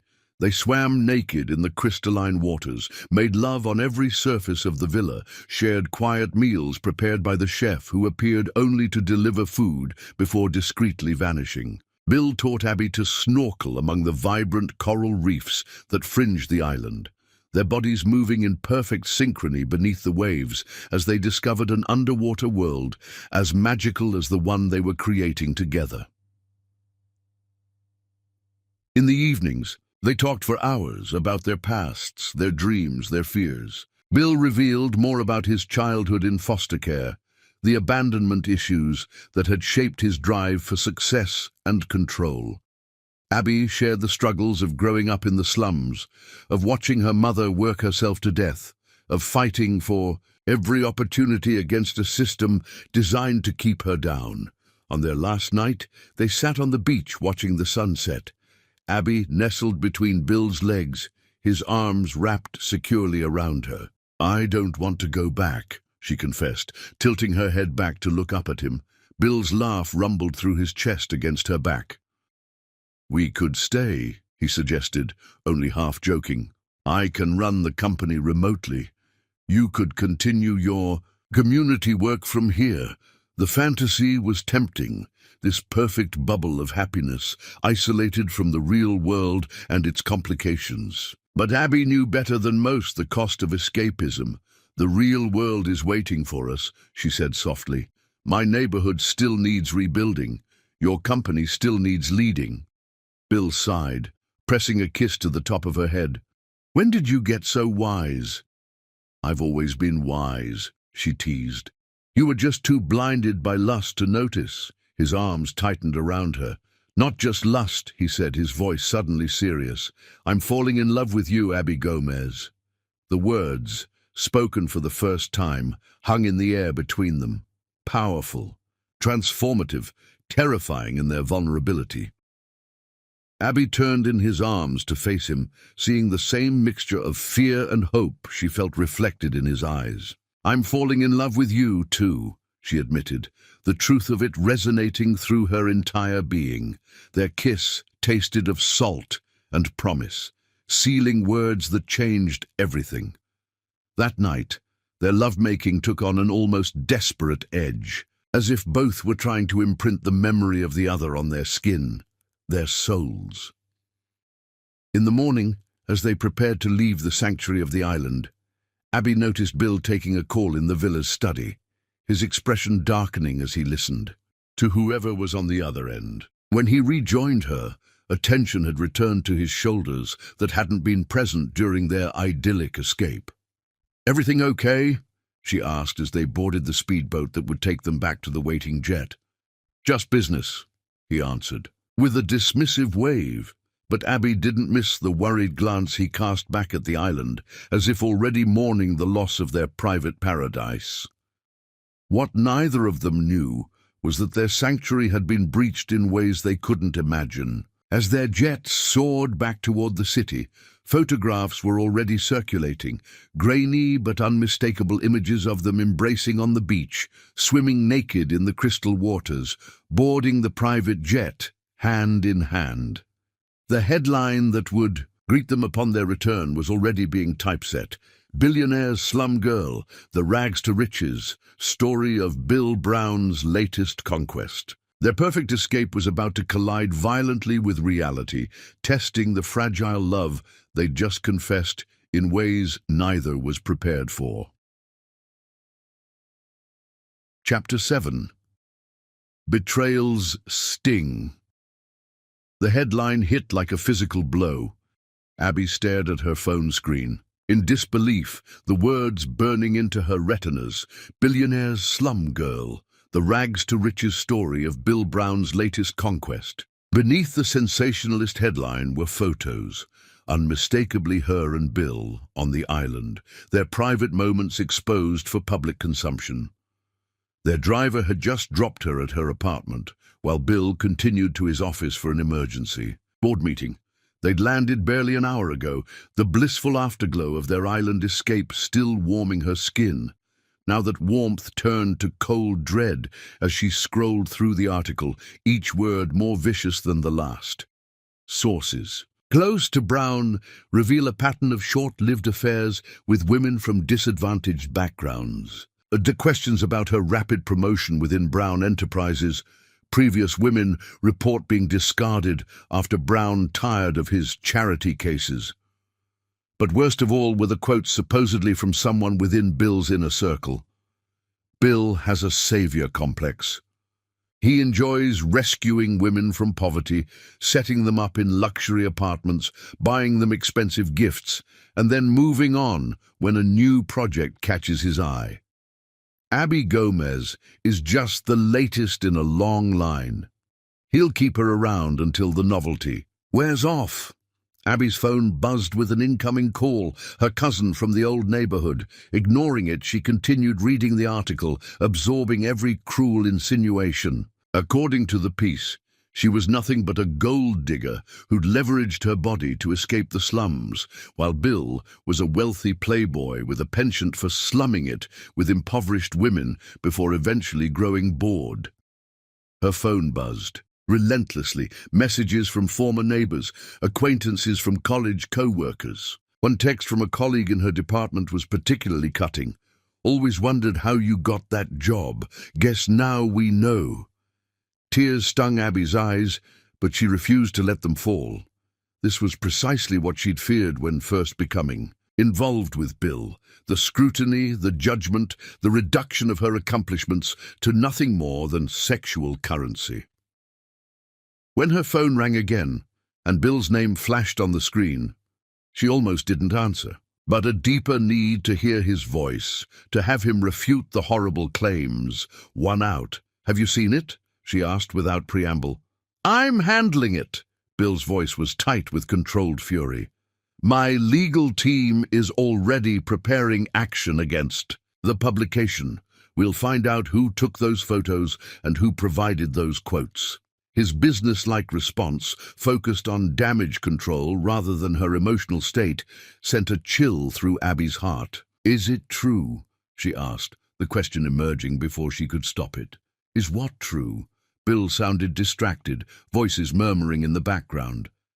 "That I'm the latest in a long line. That you have a pattern of rescuing women from poverty only to discard them when you get bored." The silence that followed lasted a beat too long. "Abby, that's absurd. You can't possibly believe—" "Answer the question, Bill." Her voice was steadier than she felt. She heard him sigh. "I've dated women from various backgrounds. Some happened to come from less privileged circumstances.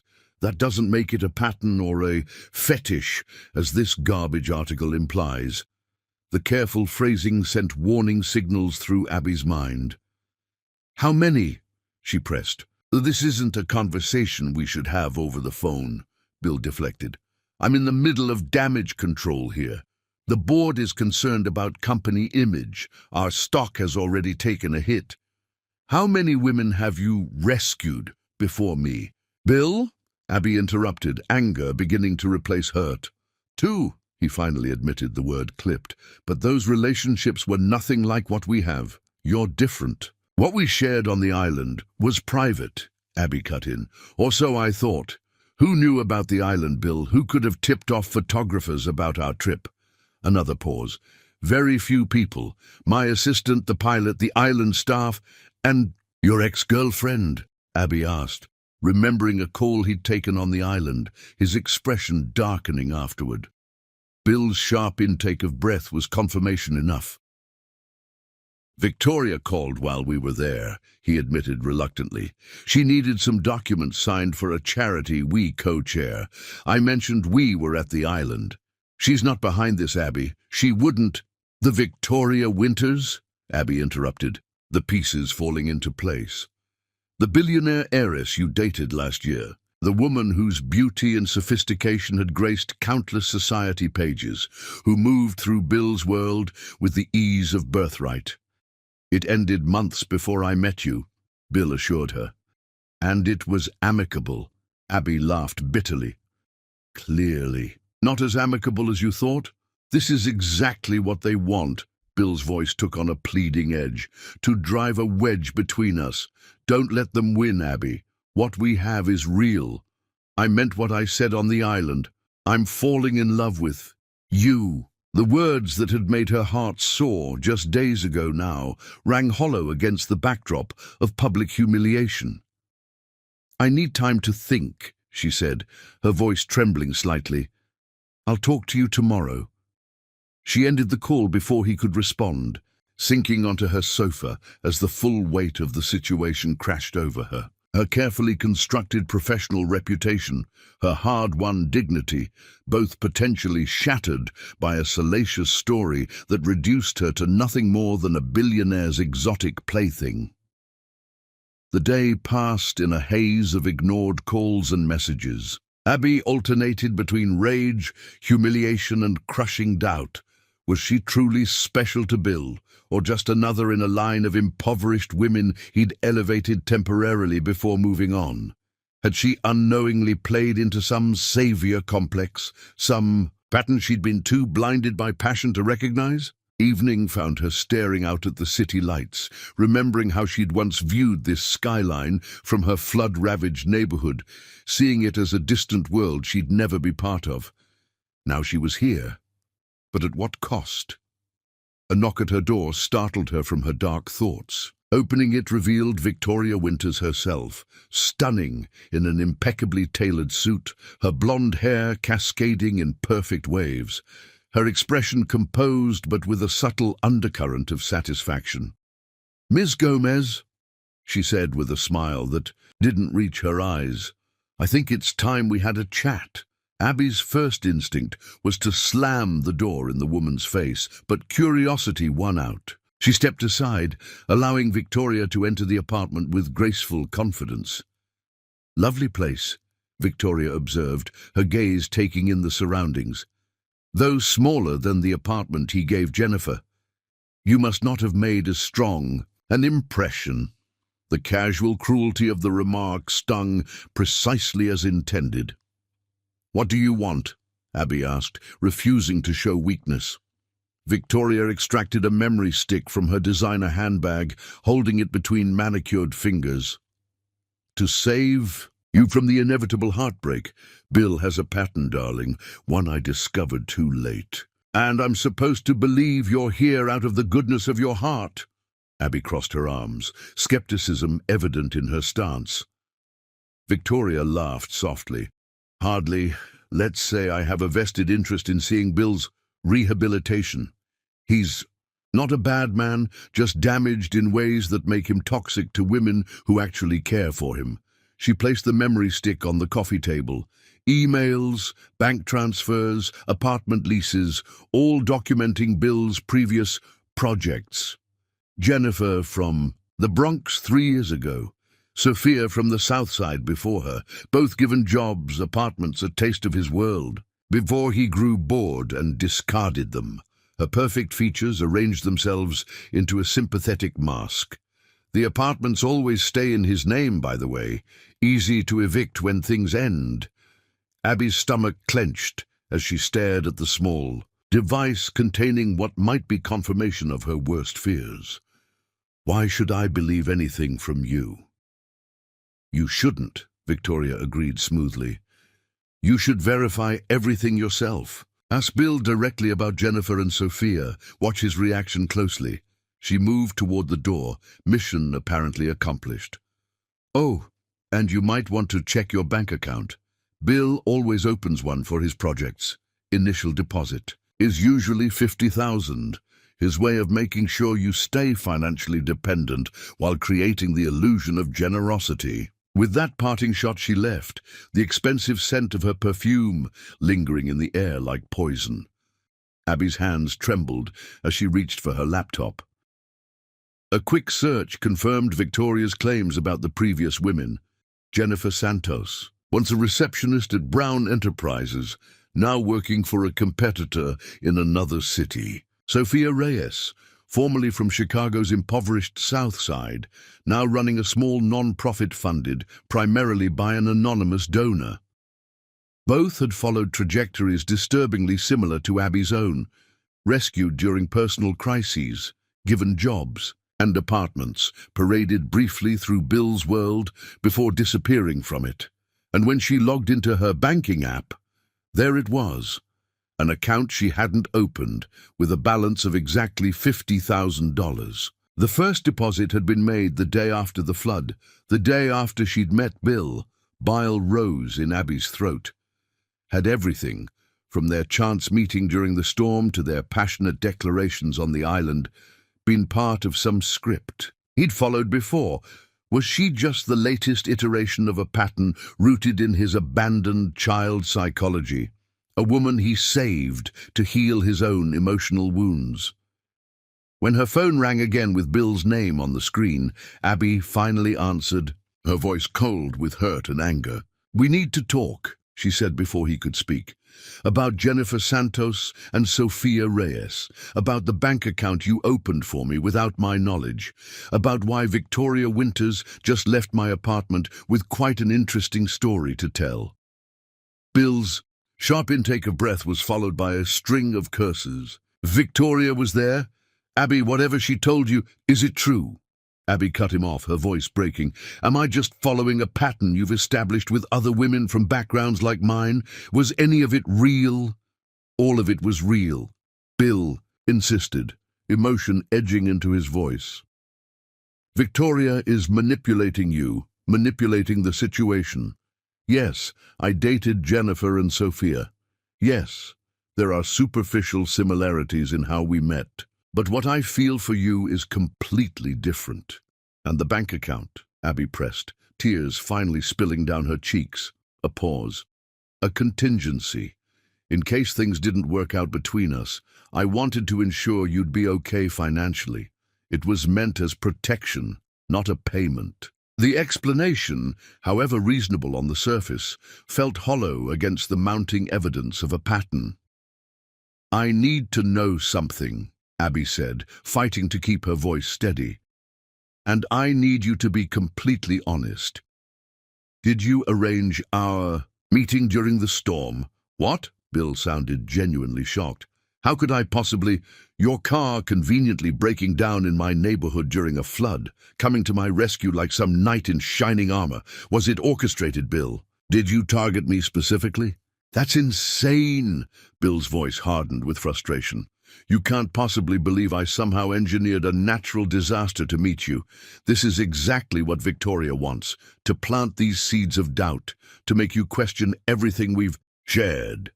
His denial should have reassured her, but Abby was too deep in a spiral of suspicion to accept it at face value. "I think," she said slowly, "that I need space to figure out what's real and what isn't. I can't do that with you trying to manage the situation, trying to explain away each revelation with plausible denials. Abby, please."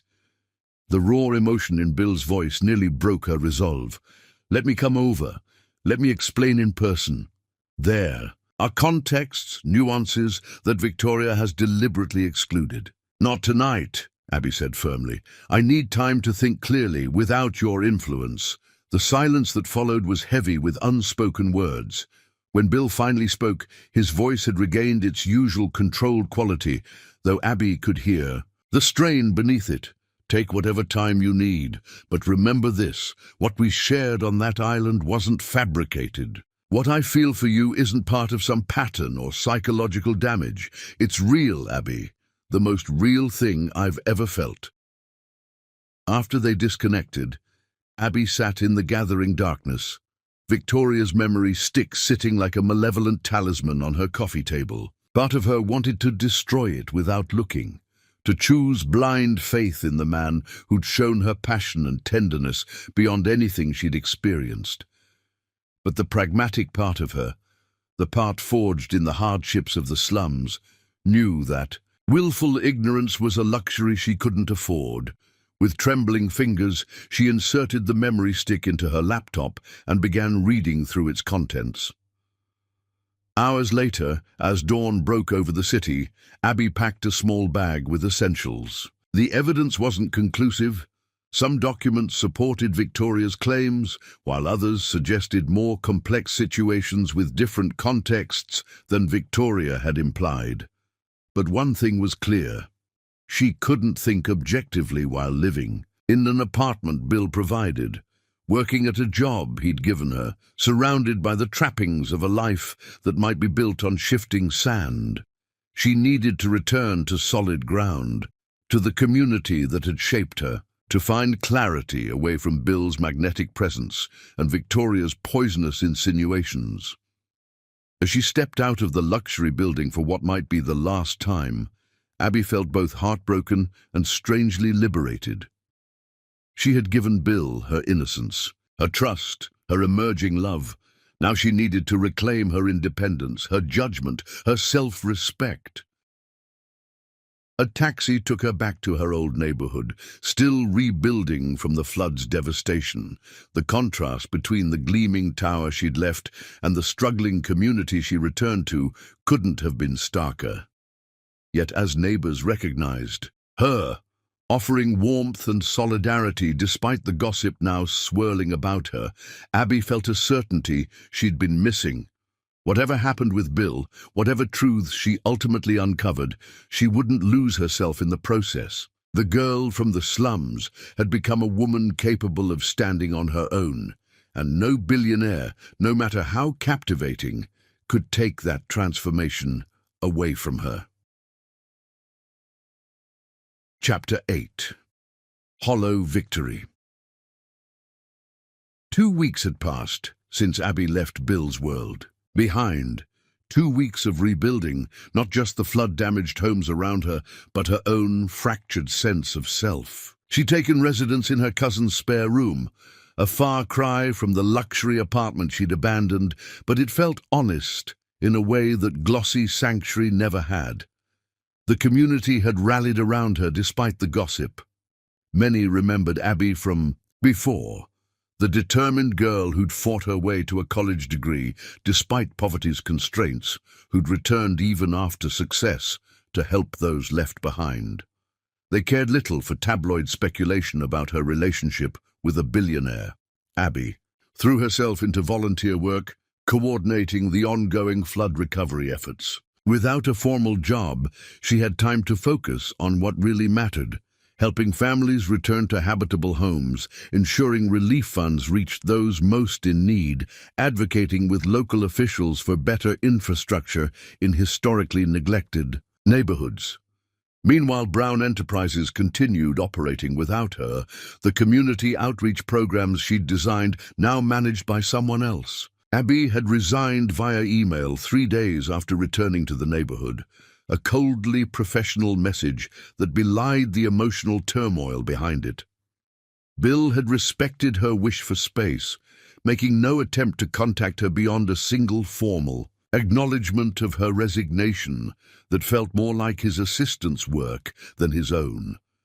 The silence from him hurt more than she cared to admit. "You're doing it again," her cousin Tasha observed one evening as they sat on the apartment's tiny balcony, watching sunset paint the distant skyscrapers gold.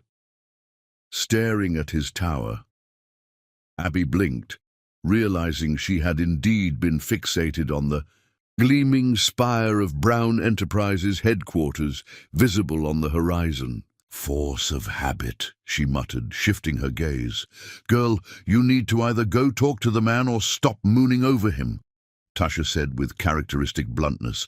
"This in-between thing is eating you alive."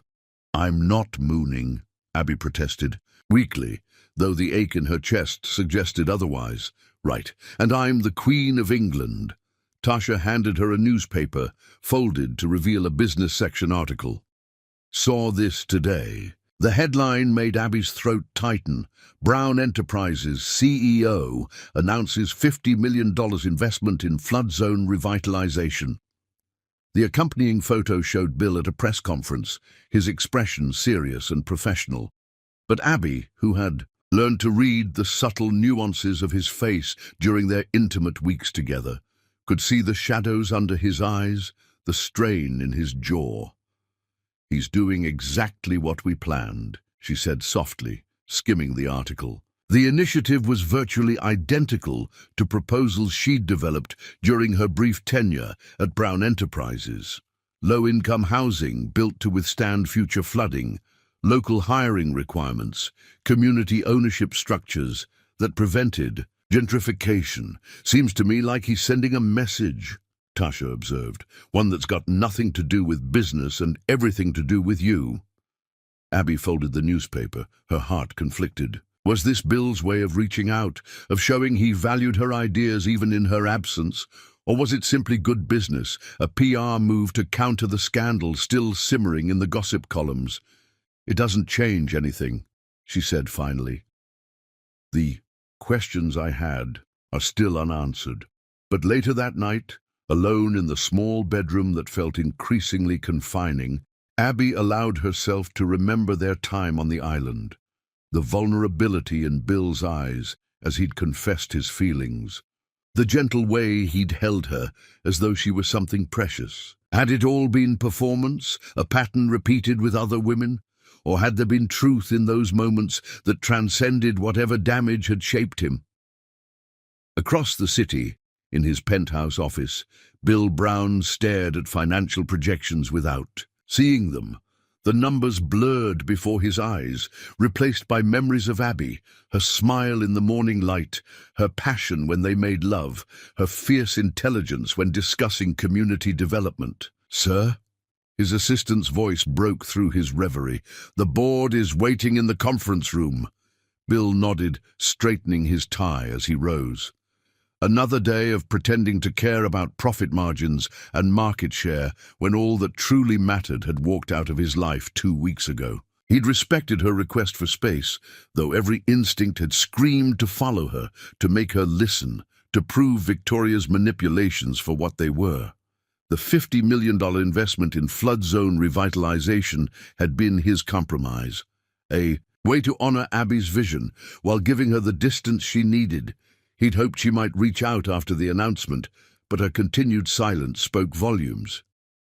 "The numbers for the first quarter are strong," his CFO was saying when Bill entered the conference room. "Despite the temporary dip following the personal publicity situation, we've fully recovered."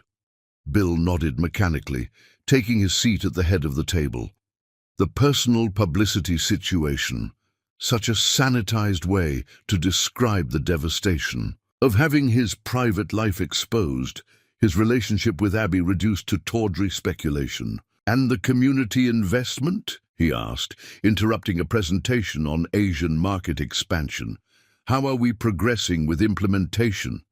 The board members exchanged glances, clearly surprised by his continued fixation on what many viewed as a charitable sidebar to the company's real business. Only his COO, David, who'd known Bill the longest, seemed to understand.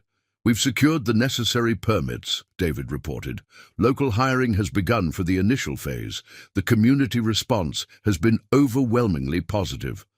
"And Abby Gomez?" The question slipped out before Bill could stop it, betraying the professional veneer he'd struggled to maintain. "Has she had any involvement with the local organizers?"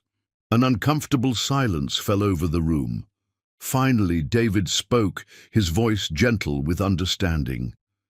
"She's been coordinating independent volunteer efforts in the area.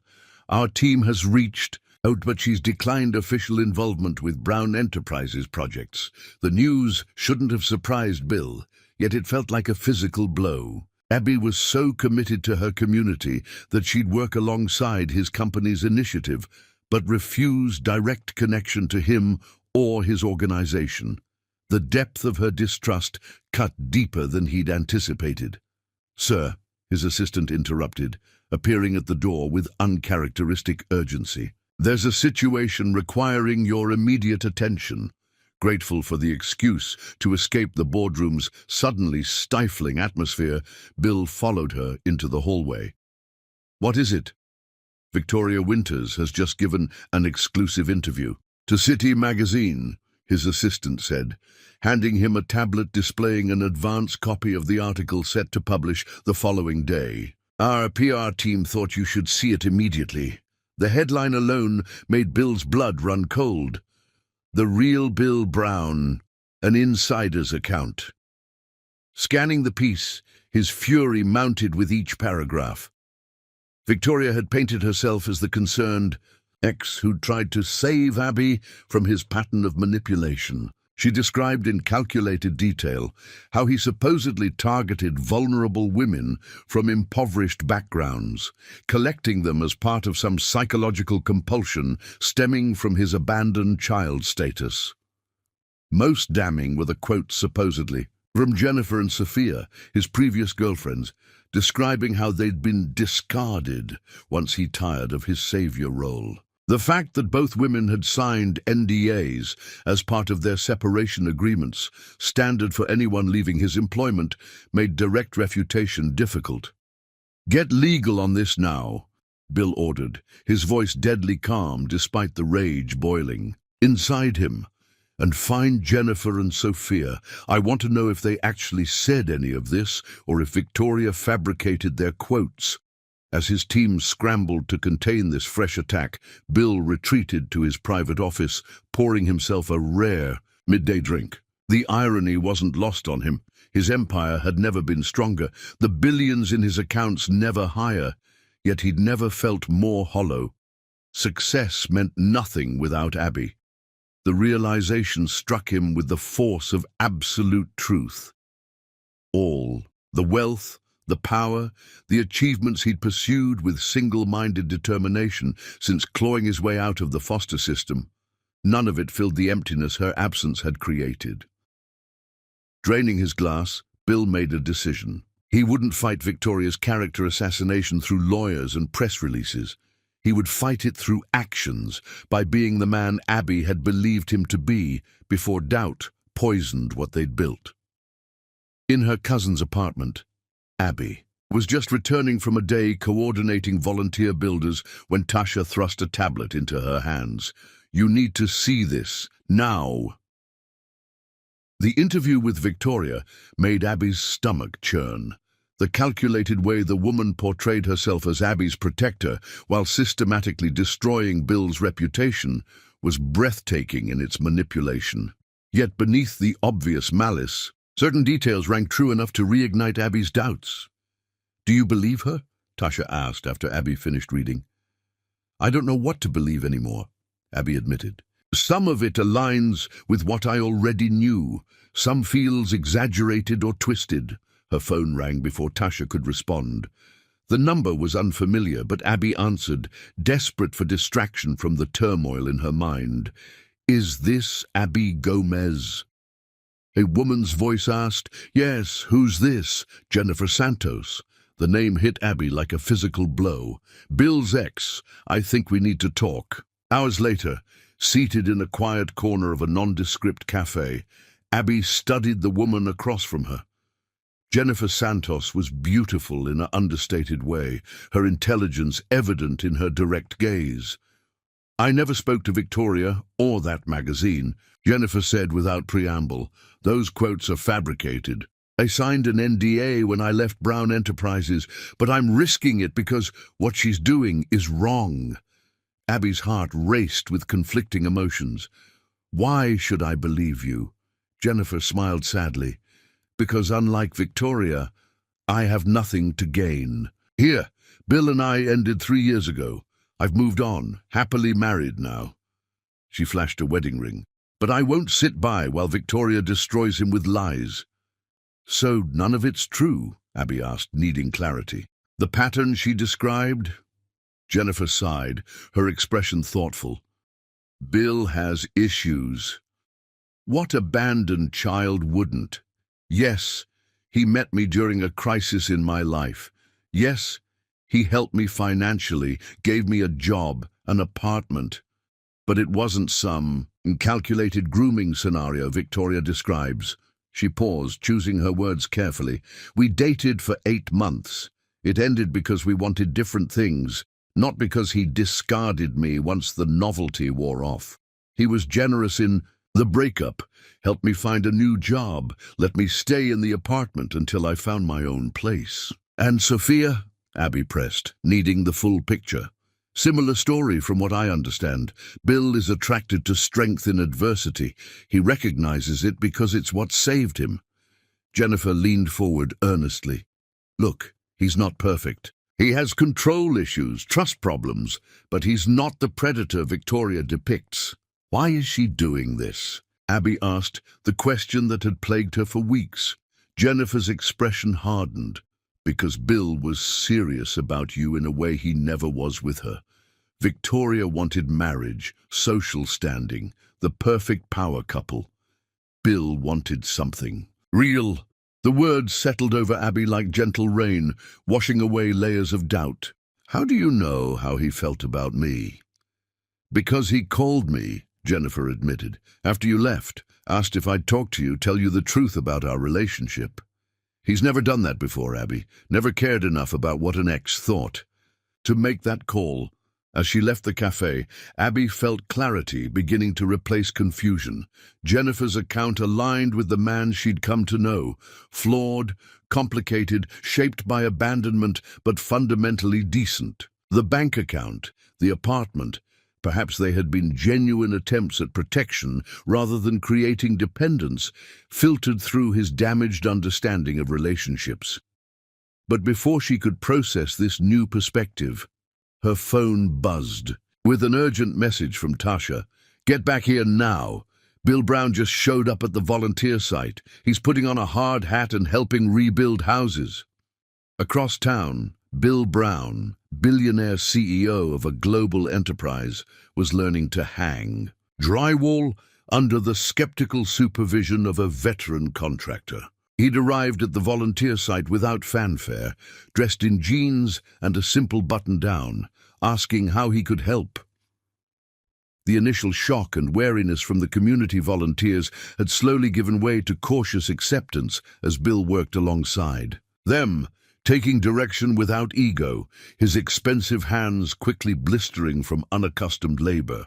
You're doing it wrong, a teenage boy informed him bluntly, demonstrating the proper technique for measuring and cutting insulation.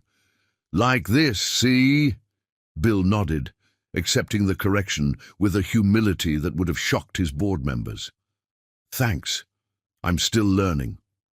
By the time Abby arrived, breathless from rushing across the neighborhood, Bill had shed his button-down to work in a t-shirt, sweat and gypsum dust coating his skin as he helped install a ceiling. He hadn't come with cameras or PR teams, just himself, offering labor rather than merely money. Their eyes met across the half-finished room, and everything around them seemed to fade away. Bill's face, stripped of its usual corporate mask, revealed raw emotion, hope, fear, determination, and something deeper that made Abby's heart constrict painfully in her chest. This wasn't the calculated move of a man with a savior complex. This was vulnerability in its purest form. A powerful man, stepping completely out of his element, risking ridicule and failure to demonstrate through actions rather than words what she truly meant to him. As they stood frozen in silent communication, neither aware of the curious glances from volunteers around them, a realization crystallized in Abby's mind. The victory Victoria thought she'd achieved by separating them was hollow indeed. Because true connection, the kind she and Bill had forged through storm and sanctuary, couldn't be destroyed by doubt alone. The real question was whether they were brave enough to rebuild what had been damaged, just as they were helping rebuild this community, one painful, difficult piece at a time. Chapter 9. Desperate Redemption. The first raindrops hit as Abby and Bill stood frozen in silent recognition across the half-finished room. Within moments, the sporadic patter intensified to a steady downpour, then escalated to a deluge reminiscent of the storm that had first brought them together. "Everyone inside!" shouted the site coordinator as volunteers scrambled to protect building materials and tools. "Weather Service just issued a flash flood warning." The mention of flooding snapped Bill and Abby from their private moment into immediate action. Without discussion, they fell into coordinated movement. Bill helping secure heavy plywood sheets, while Abby organized volunteers to move electrical equipment to higher ground. The drainage system on 3rd Street is already backing up, a volunteer reported, rushing in drenched. Water's rising fast in the lower section. Abby's face paled. There are still 5 families living in temporary shelters down there. The repairs aren't finished. Bill was already pulling out his phone. I'll get emergency transport. No time. Abby cut him off, grabbing a set of keys from a hook by the door. The community center van is faster. I know these streets better than any driver you could call. For a heartbeat, Bill looked like he might argue, his instinct to take control warring with the recognition of her expertise. Then he nodded. I'm coming with you. They raced through intensifying rain to an aged van parked nearby. Abby slid behind the wheel while Bill jumped into the passenger seat, neither speaking as she navigated flooded streets with the skill of someone who'd lived with their treachery all her life. The scene at the lower section was chaos. Water already, ankle-deep and rising, makeshift shelters threatening to collapse as residents struggled to save what little they possessed. Without hesitation, Bill waded into the flood alongside Abby, helping families into the van, carrying children through. Deepening water, his expensive watch and remaining vestiges of CEO Polish forgotten in the urgency of the moment. There's a woman still inside that blue shelter, an elderly man informed them as they loaded his wife into the crowded van. Rosa Garcia. She's 8 months pregnant and refused to leave without her family photos. Before Abby could move, Bill was already splashing toward the structure, now surrounded by water nearly knee-deep. I'll get her, he called over his shoulder. You keep loading the others. Abby watched him disappear into the shelter, her heart in her throat. This wasn't the calculated charity of a billionaire with a savior complex. This was raw courage, a man risking himself for strangers simply because help was needed. Minutes that felt like hours passed before Bill emerged, supporting a heavily pregnant woman while clutching a plastic bag of water-damaged photographs to his chest. As they struggled toward the van, a surge of floodwater knocked them sideways. Bill reacted instantly, stabilizing the woman while deliberately taking the brunt of the impact himself. By the time they reached the vehicle, his left side was scraped raw from collision with debris, blood mixing with rain and mud on his torn shirt. Yet his focus remained entirely on getting Rosa safely aboard, his own injuries seemingly forgotten.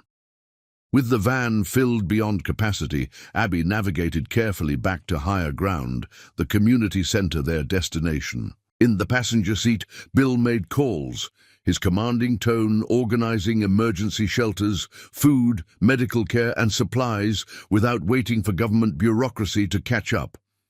The northwest entrance to the neighborhood is completely flooded, Abby reported as they approached an intersection. We'll have to detour through Parkside. No good, countered an older resident from the back. The construction on Maple has that roadblock too. Bill looked up from his phone, studying the rain-blurred streets ahead. What about Dixon Avenue through the warehouse district? Abby shot him a surprised glance. It was a local cut-through, known only to neighborhood residents. How do you know about that route? A shadow of vulnerability crossed Bill's face. I lived in a shelter on Westmore for 6 months when I was 15. Dixon was the fastest way to get to school without dealing with the gangs on Maple. The casual revelation, so at odds with Victoria's portrayal of him as a privileged voyeur into poverty, silenced the van. Abby felt another piece of her heart surrender as she took the turn onto Dixon, watching Bill from the corner of her eye. He'd never shared this specific detail before, yet it explained his genuine understanding of the community's challenges, his instinctive respect for their resilience. At the community center, organized chaos reigned as volunteers worked to accommodate the sudden influx of displaced residents. Bill moved through the crowd with natural authority, not commanding but coordinating, connecting his corporate resources with local knowledge to maximize effectiveness. When a doctor finally insisted on examining his injured side, he acquiesced, only after ensuring all the evacuees had been seen first. "It needs stitches," the doctor informed him, examining the gash along his ribs. "Do what's necessary," Bill replied, his eyes seeking Abby across the room where she distributed dry clothes and blankets. Their gazes locked, and Abby felt the same electric recognition that had charged the air between them since that first night in the abandoned warehouse. This man, bloodied, muddied, stripped of corporate armor, was the real Bill Brown.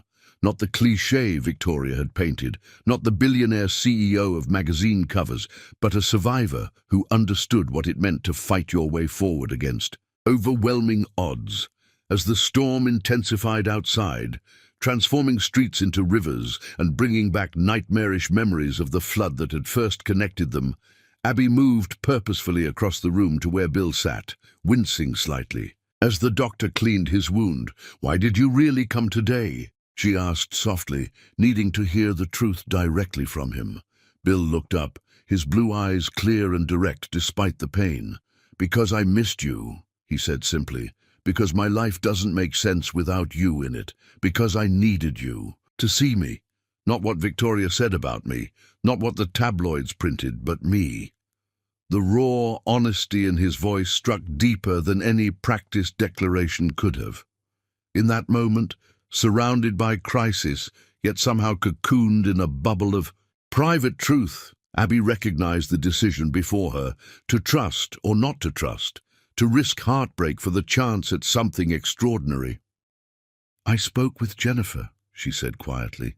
Something like hope flickered across Bill's face. "And?"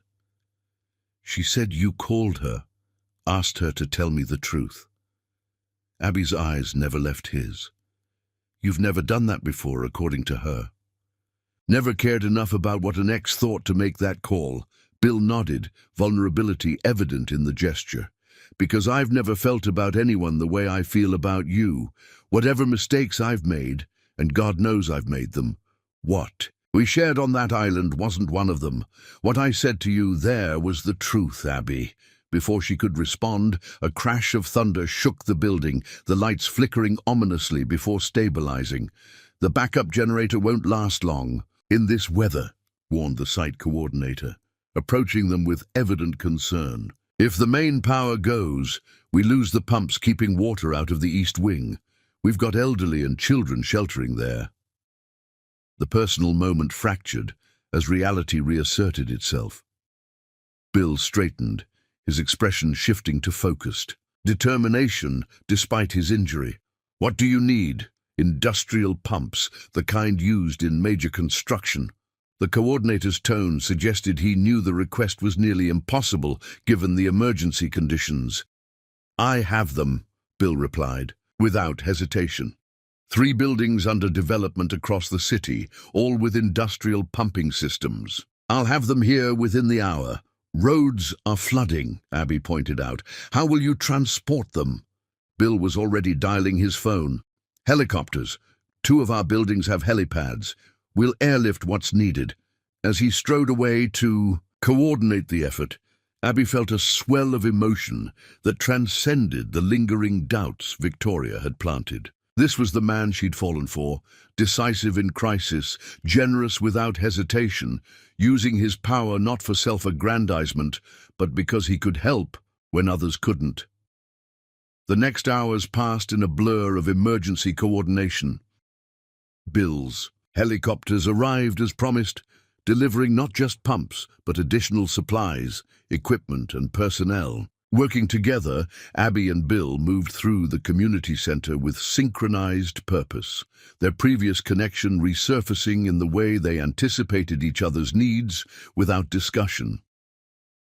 When the main power finally failed near midnight, the backup systems Bill had arranged kicked in seamlessly. Children who had been frightened by the darkness cheered as emergency lights illuminated the shelter.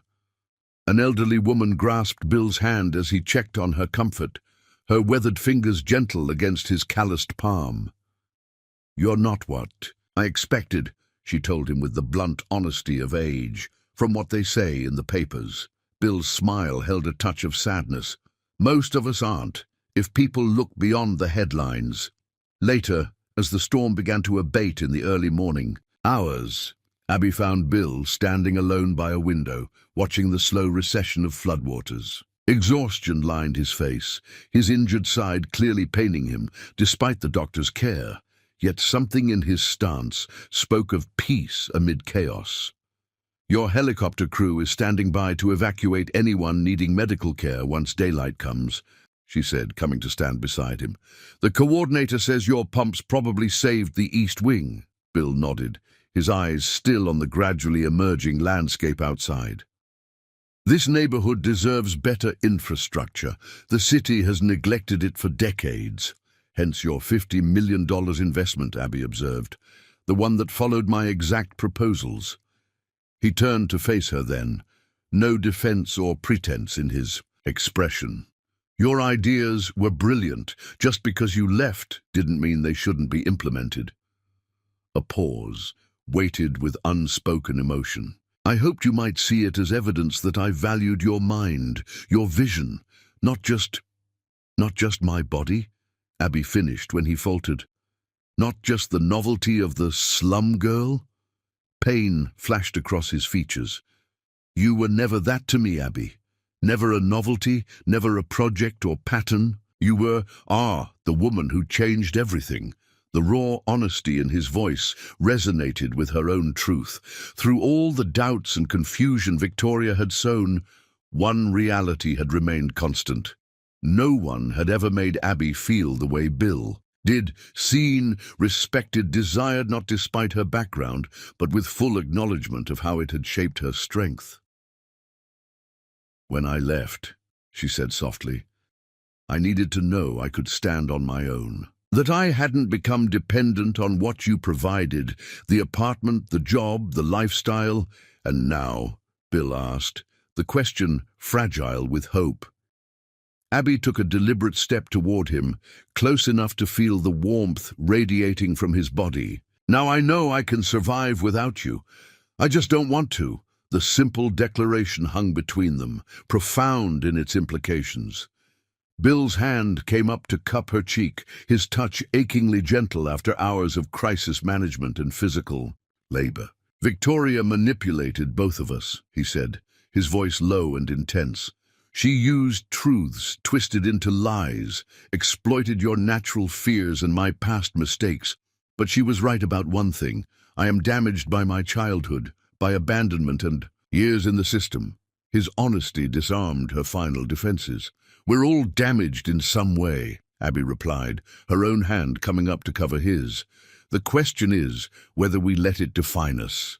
The first light of dawn filtered through the window, illuminating them in gentle gold as the storm finally released its grip on the neighborhood. Outside, community members were already emerging to assess damage and begin cleanup, their resilience a testament to human capacity for renewal after devastation. "I love you, Abby Gomez," Bill said, the declaration simple yet profound in the quiet moment. Not as a savior or saved, not as CEO and employee, just as a man who found something he never thought possible, someone who sees him exactly as he is and chooses him anyway. Tears welled in Abby's eyes, the emotional barriers of recent weeks finally crumbling entirely. "I love you too," she whispered, the words carrying the weight of absolute truth. "Enough to walk away when I needed clarity. Enough to come back. Now that I have it." When their lips finally met, the kiss held none of the desperate passion of their island encounters or the controlled desire of their early days. Instead, it carried something deeper. Tender recognition of damage survived, honest acknowledgement of flaws accepted, and the profound commitment to build something enduring from the wreckage of past storms.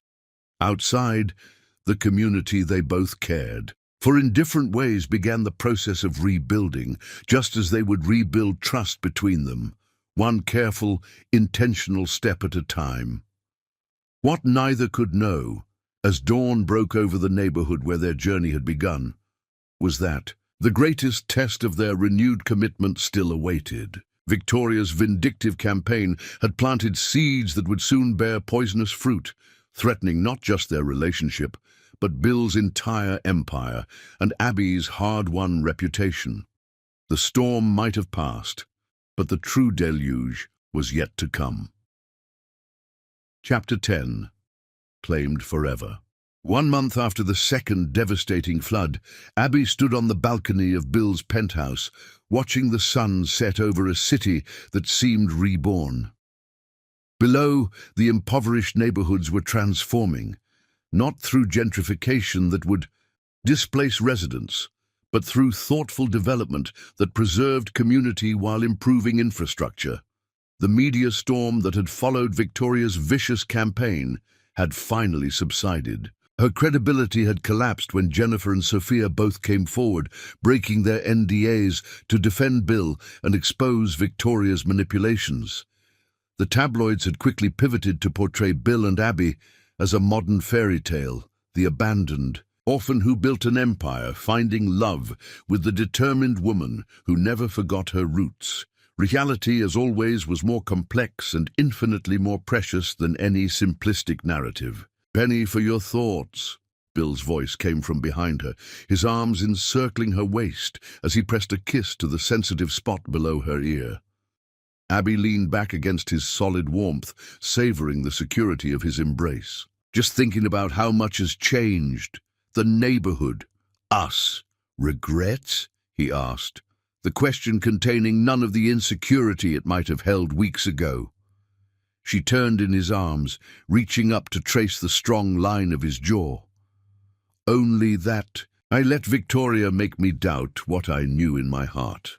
The month since their reconciliation during the flood had been a journey of rebuilding, not just physical structures, but trust between them. They'd spoken honestly about their fears, Abby's concern about dependency, Bill's terror of abandonment. They'd established boundaries that respected her need for autonomy while acknowledging his need for connection. Most importantly, they'd learned to communicate with a raw honesty that transcended the passion that still blazed between them whenever they touched. "I have something to show you," Bill said, taking her hand and leading her inside. On the dining table lay architectural plans alongside legal documents. Abby recognized the location immediately, the heart of her old neighborhood, where the worst flood damage had occurred. "What is this?" she asked, scanning the detailed drawings of a modern community center surrounded by mixed-income housing. "The Eliza Gomez Memorial Foundation," Bill answered, watching her face carefully. "Named after your mother. If you approve." Emotion tightened Abby's throat as she examined the plans. The foundation would provide educational scholarships, small business loans, and housing assistance to the community where she'd grown up, all structured as partnerships rather than charity, empowering residents rather than creating dependency. "This isn't just my project," Bill continued when she remained speechless. "It's designed to be jointly led, equal partners." Abby looked up, understanding the profound significance behind his words. This man who controlled billions, who had built an empire through fierce independence, was offering true partnership, not just in this foundation, but in life. "Bill," she began, overwhelmed by the magnitude of the gesture. "Before you answer," he said, pulling a small velvet box from his pocket, "there's something else." Abby's breath caught as he opened it to reveal a ring. Not an ostentatious diamond, but a perfect sapphire the color of a stormy sky, set in platinum with smaller diamonds surrounding it like captured raindrops. "This isn't because of the foundation," Bill clarified, his eyes never leaving hers. "The timing is deliberate, to show you that these are separate choices. You could accept one without the other." He took the ring from its box, but didn't kneel, instead standing before her as an equal. "I love you, Abby Gomez, not as a project or a novelty, but as the extraordinary woman who saw past my walls to the abandoned boy still hiding behind them, who challenges me to be better while accepting my flaws, who showed me that real strength isn't about control, but about vulnerability. Tears blurred Abby's vision as he continued, his voice deepening with emotion. I want to build a life with you, not in my world or yours, but in one we create together. Will you marry me? The answer required no thought, rising from a place of absolute certainty within her. Yes, she whispered, extending her hand, to all of it. The foundation, marriage, our life together. As he slid the ring onto her finger, the perfect fit seemed symbolic of how they'd come to align despite their different beginnings. Abby pulled him to her, sealing their commitment with a kiss that quickly ignited into something more urgent, more primal. Without breaking their connection, Bill lifted her into his arms, carrying her to their bedroom. The gentleness of recent weeks gave way to something more possessive as he laid her on the bed, his eyes darkening with intent. I want to claim you, he growled against her throat, the words sending shivers of anticipation through her body. Make you mine in every way possible. I've been yours since that first night in the warehouse, Abby confessed, her hands already working at the buttons of his shirt. I just needed time to accept it. Their clothes fell away with urgent need, hands relearning territories they'd memorized yet never tired of exploring. Bill's mouth traced a burning path down her body, pausing to worship her breasts before continuing lower. Abby arched beneath his skilled attention, her release coming quickly and intensely under his determined ministrations. I need you inside me, she gasped, as the aftershock still pulsed through her. Now, Bill. He moved up her body, positioning himself between her thighs. Look at me, he commanded softly. I want to see your eyes when I claim you. Abby's gaze locked with his as he thrust forward, filling her completely in one powerful movement that drew synchronized moans from them both. The connection transcended physical pleasure, souls recognizing each other, damaged pieces fitting together to create something whole.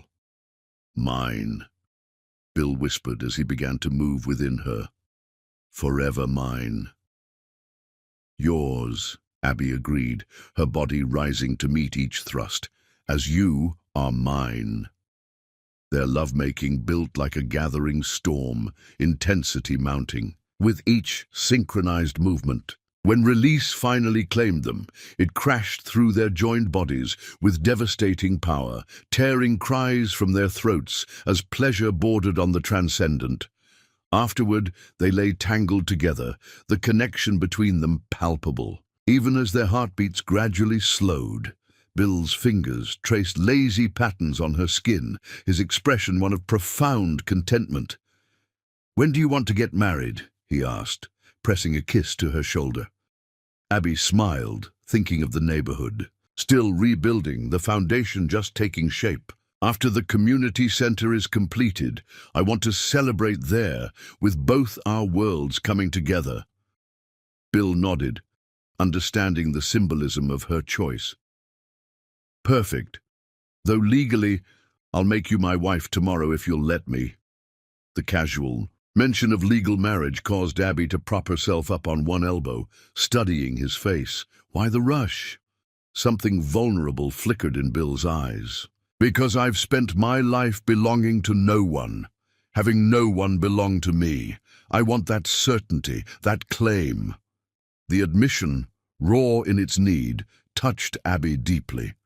This powerful man, who commanded an empire with casual authority, still carried the abandoned child's desperate desire for permanent connection. Tomorrow, then, she agreed softly, legally, and later we'll have the celebration our community deserves.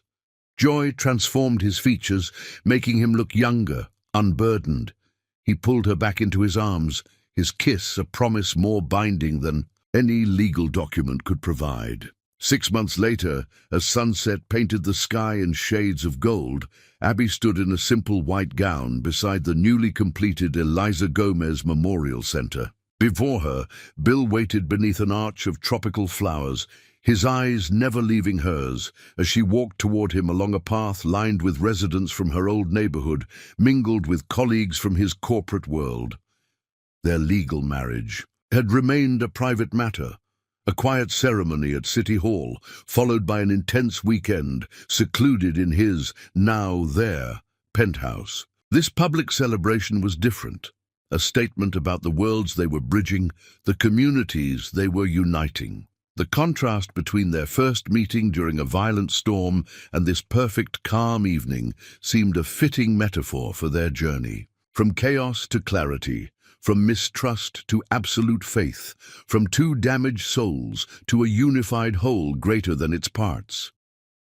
As Abby reached Bill's side, he took her hands in his eyes reflecting emotions too profound for words. The vows they exchanged were simple but powerfully honest, promises not of perfection but of perseverance, not of flawless harmony but of faithful partnership through whatever storms life might bring. When they sealed their union with a kiss, cheers erupted from the gathered community. Slum residents and corporate executives alike united in celebration of a love that transcended boundaries of class and circumstance. Later, as they danced beneath stars appearing in the twilight sky, Bill held Abby close, his lips brushing her ear. "Happy?" he asked, the word carrying all his lingering vulnerability. Abby looked up at the man who had claimed her body, her heart, her future.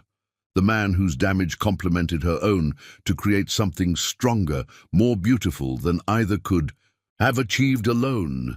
"Beyond happiness," she answered. "This is belonging, this is home." As he bent to capture her lips in a kiss that promised pleasures to come later in the privacy of their bedroom, Abby knew with unshakable certainty that she had found her sanctuary. Not in a luxury apartment or a Caribbean island, but in the arms of a man who saw her completely, strengths and flaws, past and potential, and loved her not despite, but because of the sum of all she was. The girl from the slums had indeed become a woman, not because a powerful man had claimed her, but because together they had claimed something infinitely more precious, the courage to love without reservation, to trust beyond doubt, to build a future where both their worlds could thrive side by side. In the end, theirs was not a story of rescue but of recognition. Two souls who had survived abandonment and hardship, finding in each other not just passion, but home. A sanctuary not built of walls and wealth, but of understanding and acceptance. A love not defined by where they had come from, but by where they would go together.